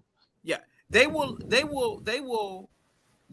go crazy if modern Renaissance man or me had a movement that tried to cancel Russell Westbrook and say, hey, we need to set standards as a people.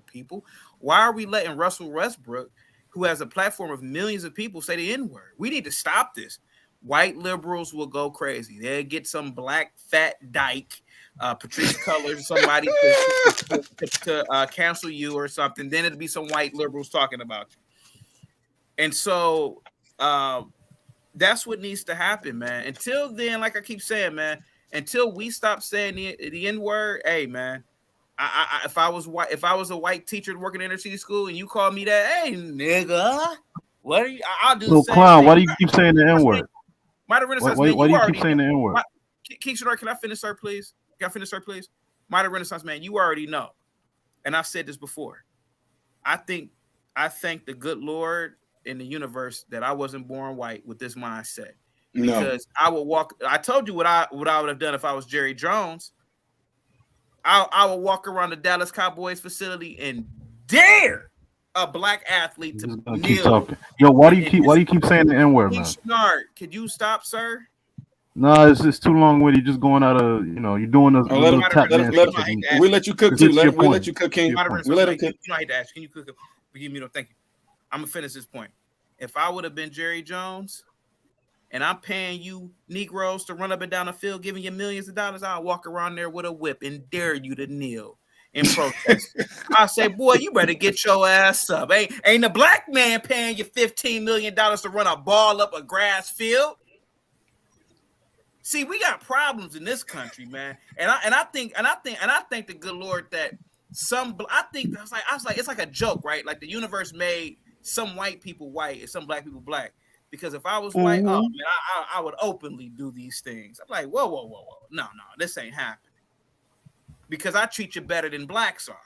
Go ahead, King Shenard or Queen. Well, Shenard. let me let Lovely go. Lovely. Whoa, wait. Let me let Lovely go. Let me let Lovely go. Now I'll let you address that.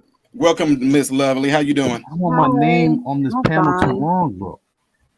Go ahead, Miss Lovely. I just wanted to speak on the subject of the teacher and go off of what was being said. So, I mean, I don't feel like the teacher was in the wrong because it's a word. I mean, we grow up, learning that, words don't supposed to hurt you. They shouldn't hurt you. As blacks, we go around saying nigga all day, every day. So as a white, why is it so wrong? Sometimes we okay our white friends to nigger us, but why is it not for people for the whites who are not our friends to nigger us? Like, and it's the difference between nigga and nigger. You feel me? Like, if you're not coming out of a disrespectful way, wait, let her finish. Let her finish. I grew up, my teacher, he was white, he was goofy, loud, he entertained his class. So he would jump on the table and get our attention and said, nigga, to the boys, niggas this, and, explaining, history. And we found it funny. Like some of us, I mean, we didn't grow, I don't understand why as black people, we find slavery. Why do we take it like we're going through slavery now? Our ancestors went through slavery. We didn't go through it. So why the hell are we still dragging this along? I am free. I'm 32 years old. I didn't go through that shit. So why am I trying to put myself in that position now? I'm going to love everybody around me. I don't see no color. You say nigga, oh, well, I'm not going to, he said nigger, like find a problem in it. Why do we, it's just too much. Like we, as black people, we're so smart that we're dumb. Like get along. White people, I look at them all day. You know why they got so much more than us? It's because they use their fucking mind. They apply so much than what we do. We go around, thinking about slavery. Oh, they just called us niggas. Oh, they doing this, they doing that. And we point the finger while they being more successful than us. keeping Use your yourselves mind. down. Yeah, we knock ourselves down, and we don't see that. We don't see that.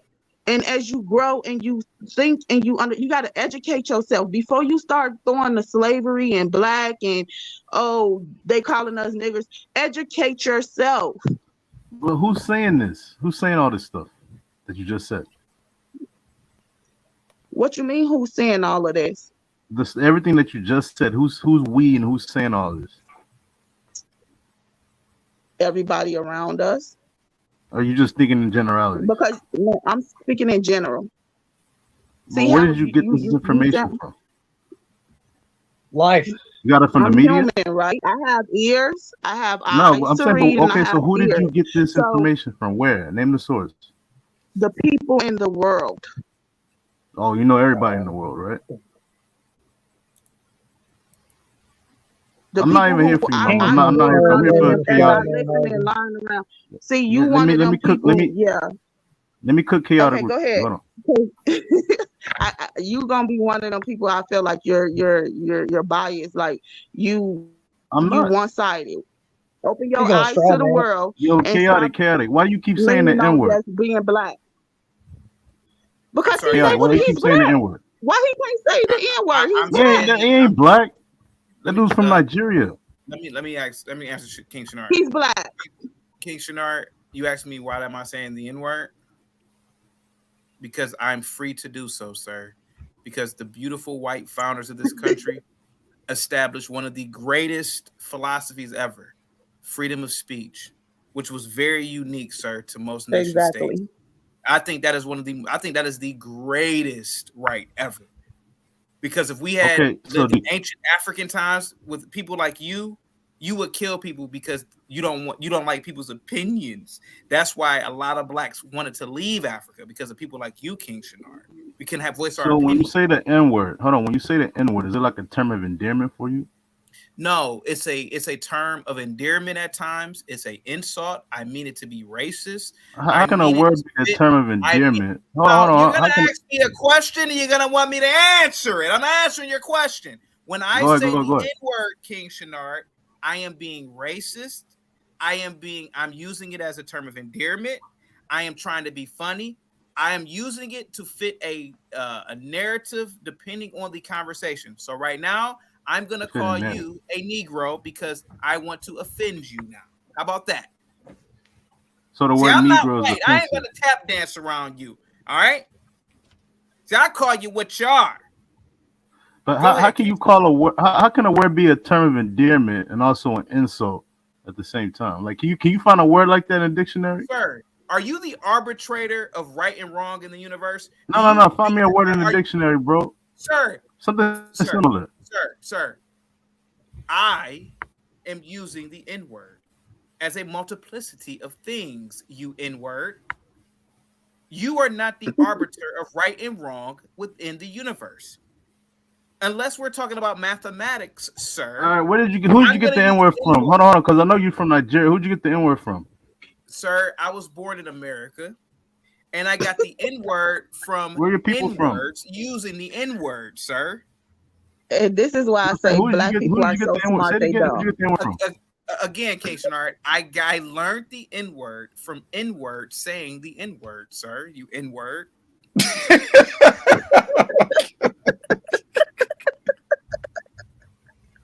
I don't think so. I think you got it from a hillbilly white. I think you heard it. You heard them saying that you like the word. I don't want to burst your bubble, sir. I didn't grow up around hillbilly whites, sir. And yes, even if I was around, and not even, well, what's wrong with hillbillies, sir? I bet you grew up in an all-white everything. You went to all-white school. You was the only black kid in the class, and they called you the N-word. Sir, I didn't go to all white schools, and I've been around hillbillies. Now you do now that you bought up that self-hatred, you project it onto other black people. Okay, can I ask you a question? Okay, moderator, can I ask him a question? And can you mute him real quick, moderator, man? Okay, go ahead. King Shinar, where is your black love right now? You're using the white man StreamYard. You're using his. What did you get? Where did you get that from? Did I say anything? Sir, you asked me about self-hatred. Well, aren't you practicing self-hatred right now by using the white man's internet? Why are you putting words in my Stop Go ahead. muting me. Why are you I muting didn't me? mute I don't you. get It's it. not my platform. Let him finish. Let him finish. No, King he's not Shenard. finishing nothing. King Shenard, can I ask you a question? Where is your black love right now? Why aren't you using the black man's What internet? did Black I man's- ever say anything about black love? I don't get it. Why you putting Well, words in my mouth? You asked me about self-hatred, sir. How am I practicing When did I say self-hatred? anything about Me self-hatred? and you are on the same platform, sir. How come we're not When did speaking I say anything about self-hatred? You got a car, sir? Now we're You talking just about said it car. a second ago. You King said Why do Shenard, you that do he you keep have a was car? showing deflecting, Kiki? self-hatred. King Shenard, do Why you do have you a keep car? deflecting? Do you have a car, sir? Why do you keep deflecting? Show us cam up right now, Negro, and show us your black man made car right now. What does Why that are have to you do with giving this them discussion? if you don't like white people so much, why are you giving Whitey all your money by buying their car? You see how he deflects? Okay, sir. Didn't you We're say you talking have a about the Mercedes? N-word. Negro, didn't you say you have a Mercedes? What is that? I didn't say I have nothing. Okay, what kind of car do you have, sir? I don't got a Mercedes, bro. Okay, are you riding a hyena right now, sir? I got a Korean car, bro. You're lying. No, you don't. I do. Stop lying. You don't have a Korean car. Sure, sir. Let me ask you a question. What kind of bank account do you have? King We're Shenard, talking you about and I the are both- N-word is going to bank accounts. Where are you Sir, going with I've this? answered your question, Queen Shenard. I've answered you. No, I still have more questions, but this clown keeps Okay, timing me out. what's your second question, sir? Go ahead. I'm sorry, I cut you off. What's your second question? Go ahead, man. All right, so what is your fascination with that word? I don't get because every time I'm on your Can I answer panels, your you question? love. Okay. Can I answer your question? Yeah. I'm saying, but you Okay, you asked what me is a your question. fascination with it? Okay, you got to ask me the question, same question twice. My fascination with the word is because of its shock value. My fascination of the Okay. word. Okay, does that answer your question? Yeah. So it's shock value, right? Yes, sir. Well, he did Okay, say so let earlier me ask shock this. value. He said You said shock something value. about you said something about mud huts in Africa. Where'd you get that from? I got it from opening my eyes, sir. Have you been to Africa? Yes, When? King Shenard. I was in Africa before you were born, sir. Okay, but And I'm what saying, where'd you get mud huts from, though? Where'd you get mud huts? Sir, you and I both know, sir, that the masses of Africans don't live in mud huts. But, sir, all I said was if it were not No, I'm for saying the if you said something about ancient whites, something ancient Africans that lived in mud huts, Stone Age. Sir, most But you ancient no, but you said something about Stone Age. Hold on, you said something about Stone Age. Sir, go ahead. Our ancient ancestors lived in the Stone Age / agricultural age. In fact, most people on the planet did in the 13 and 1400s. Nothing wrong with admitting that. The British, But in that part of West Africa, they are already in the Iron Age. Hold on. In that part of West Africa, they were already in the Iron Age. Sir, so way what before. if No, I'm saying you said something about Stone Age, right? I'm saying at that time period, Africans were in the Iron Age, well, specifically West Africa, way before the Europeans. Let's say they were in the Iron Age, sir. I'll give you that. The British were in the Industrial Age by the time they And what met year was our that? Iron Age ancestors. So they were still an age or two more advanced. What time period were you talking about? Sir, the 1400s, sir. That's what you said. That's the Industrial Age. Is that what you're saying? Sir, we know the Too Industrial stupid, Age man. did not happen in the 1300s. Yo, you need to pick up a book instead of tap dance. I keep telling you that. You're an idiot, man. Sir, if what A you fool. are saying, And anyone who follows you is a buffoon. Sir, did Mansa Musa fund research to create infrastructure at scale? For example, you say that the Africans had iron. I'll give you that. But where are the antiquities of buildings made out of stone? Where are the antiquities of advanced infrastructure, sir? Mansa Musa was All one of throughout the wealthiest ancient Ghanaian kingdoms. I want to kind of interrupt here a little bit. I want to know what is the ordeal with him using the N-word. I thought that's what this is supposed to be about. I want to know why what you is cutting me the. off? Hold on, why'd you just cut me off? I want to know because I think we got away from the subject. I want to know. Me off. I want to know why did we get away from the N word and you don't like chaotic using it. That's what we got away from. We end up going from the N word where you not liking him using it to us talking about where we at right now. I just want to know what was your issue with him using the N word. Hold on, say it again. Are you talking to me or your chat? You. Say it again. I want to know what is the we got away from you questioning him. Why is he using the N word? I want to know what was your reasoning in questioning him that. Yo, say your question again, because I was talking about something that you cut me off. To know why? Say it one more time. All right, Dave. Why you came on here and you was questioning chaotic about why is he using the N word? I want to know what is your reasoning for asking him that. Why is that white boy up there doing all these hand gestures? Am I talking to you? Lord. He's saying like, why don't you just sit there and just listen? You don't gotta do all these little hand movements. Dave, call him an N-word. You don't gotta do all I these have little. been politely listening to you that sit here and ramble Okay, the whole but you don't time. gotta react So to you it. gotta Don't sit react here and to it. go after me because I'm saying go on. Come on now, get He's the saying like motion go out on. your He's saying mouth. like get it out. I'm tired of hearing the same You don't thing have to over and react. over again. Okay, So if let's y'all calm would hurry down. up Let's and all get to the calm point down. of the conversation, we'd all Not gonna happen, greatly Mama Don. appreciate it. So Yo, King Shard, this is the top of your fans, bro. You like these tap dances, Dave? what's your premise of you asking chaotic that question? I'm trying to build onto that. And I was asking him another question, but you cut me off. You still haven't answered my question yet, King. You haven't answered my question. All right, what's the question? Question, King Shenard. Oh my God, no. Wow. Why do You you gotta have ask a it 5 problem times with for him it to sink using in? the word nigga? Why do you have a problem with him using the word nigga? Oh, because like I said plenty of times, we shouldn't be saying that What is to your each second other. question? King That Shenard, what's your word. Hold on, I'm gonna get to the. See, I'm trying to answer his question. You keep going around. So, yeah, I don't use the N word. I don't. The N. I look at the NGA. Any are both the same. You know, Do you the reason cuss? why we say the NIGGA, right, is because of, you know, most African descendant people have, you know, they put A's behind words naturally. So that's why, you know, we put what? A's behind words? Yeah. So they're both the same word. So now think about it like this. Chaotic is calling me the N word, right? He's basically doing the work of Dave. I'm not saying Dave is racist, but let's create a hypothetical Dave racist Dave. Wait, time out. Why? What are you talking about putting the A word? What? What was that? Chaotic is doing the work of someone like Dave. Wait. So okay, so if I said chaotica trutha, are you saying that's what we do the words? You literally just said black people have a tendency to put the A's at the end of our words. Another black person is calling me the N word.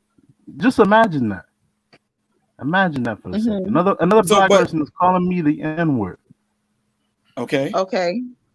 And yes, on one hand, he's saying it could be a term of endearment. It could be on some racist shit. It could be on some disrespectful, you know. But is it though, King Shenard, seriously? Another black person is calling me that word. Don't you think that's rooted in self-hatred? No. What? People do that. You don't think no, that's I not don't. rooted in self-hatred? Okay. So like for Another example, black person, he's doing the work of. You said he's doing the work of white people that actually wants him to say the N word, so they don't have to say it. He's saying it for them. Right. How is that?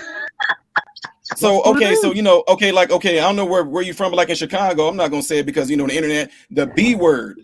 You know they say that all day long up there in Chicago. They say, "Hey, that's my B right there. She been with me since my ride or die." But at the same time, they be like, "Man, look at that over. She's such a B." So I'm confused on. To me, it's all the intention. In Chicago, we also Again, that's rooted in self-hatred. Hold on. What's the word that in the black community? What's the word that we used to refer to females and males? You call them B's and you call them N words, right?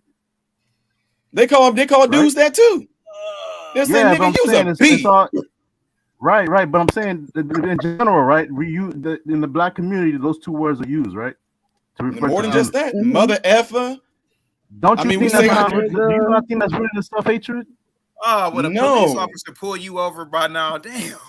You don't think that's not rooted in self-hatred? So So, Has King Shinar, chaotic ever referred to a black woman as an N-word? No. You said Right. you called chaotic. You said chaotic was tap dancing earlier. So is that not a self-hatred term? Because it's only Right. referred to with black people. It's tap dance. So if He black said people, it's tap dance, if black only people I hear saying you're tap dancing for the white man is Hey, I black can people. tap. So if tap Mhm. dancing is referring to a black man doing something like that, is that not self-hatred when you say the chaotic is tap dancing? He's black, he looks Tap just like you, and dancing you is call him a tap. someone who says, you know, someone who says stuff to appease to whites. So then what is a Whether nigga? it's for money, whether it's for approval, that's what a tap dancer is. So what is a nigga?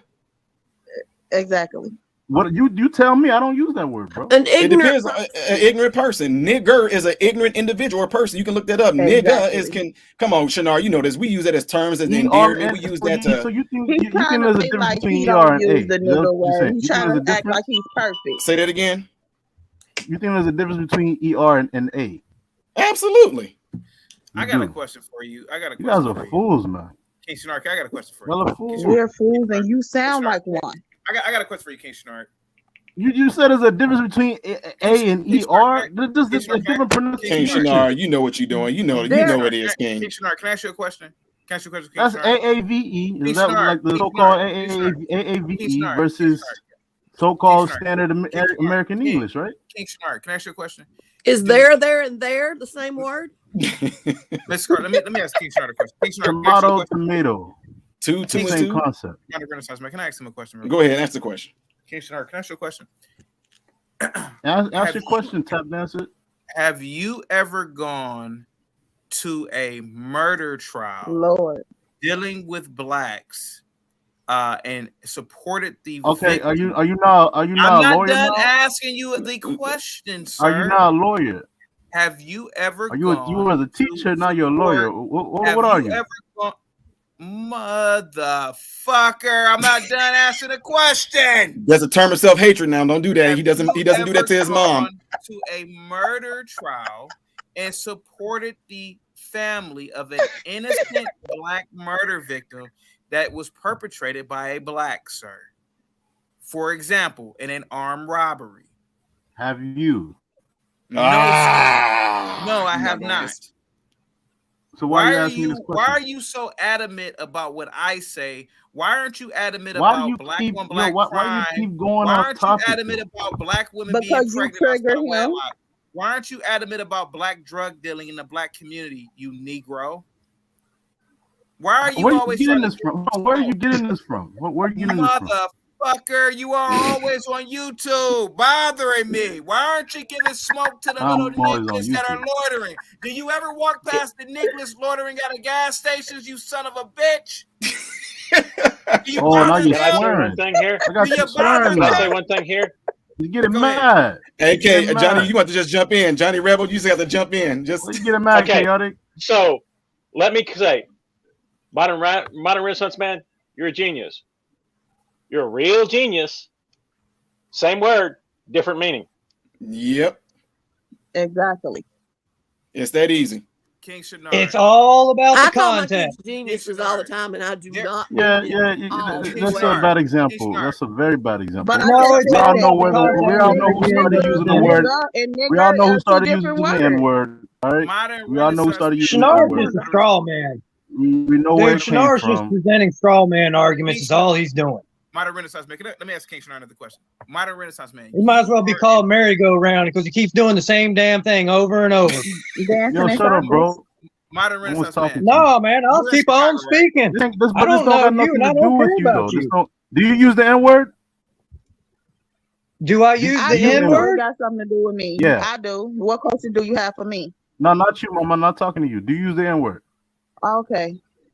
It's okay for me to Do use I it, use but the Answer the N-word? I guess question. if I Dave, if call I the listen N-word to right now, any Dave. song Say it, on say the it. radio nowadays, I'm gonna have to admit it, right?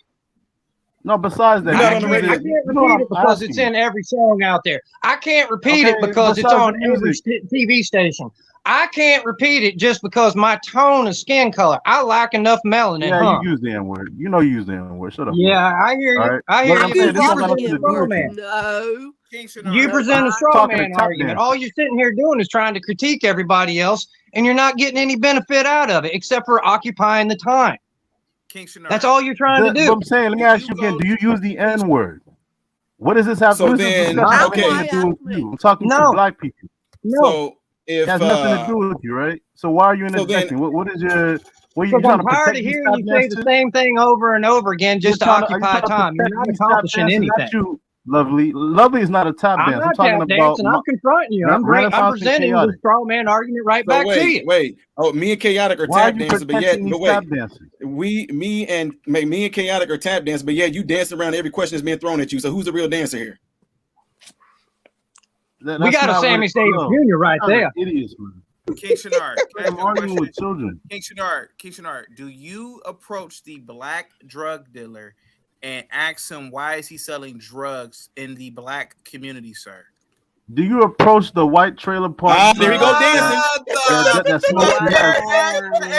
No, I'm doing the same thing Chaotic is doing. I'm doing the same thing he's doing. Do you The same thing approach you're the doing is little what I'm boy- gonna do. Do you approach the black kids that are Shuck and gutting jive each all other you want. down and killing innocent children in the black community? Oh, what sir? you say, white boy? While calling them the nigga while they killing Hold on, them. repeat what you said. Repeat what you said, Dave. Yeah, I'll let Shucking you. and Shucking jiving. and what? It's shucking and jiving. Ooh. I don't get it, King Shenard. What's the point with that? Did that make you mad? What's that Don't that mean? make me mad. I'm just So, I'm surprised you said that. King Shenard, can you explain to me what a tap dancer is? I already did. Me?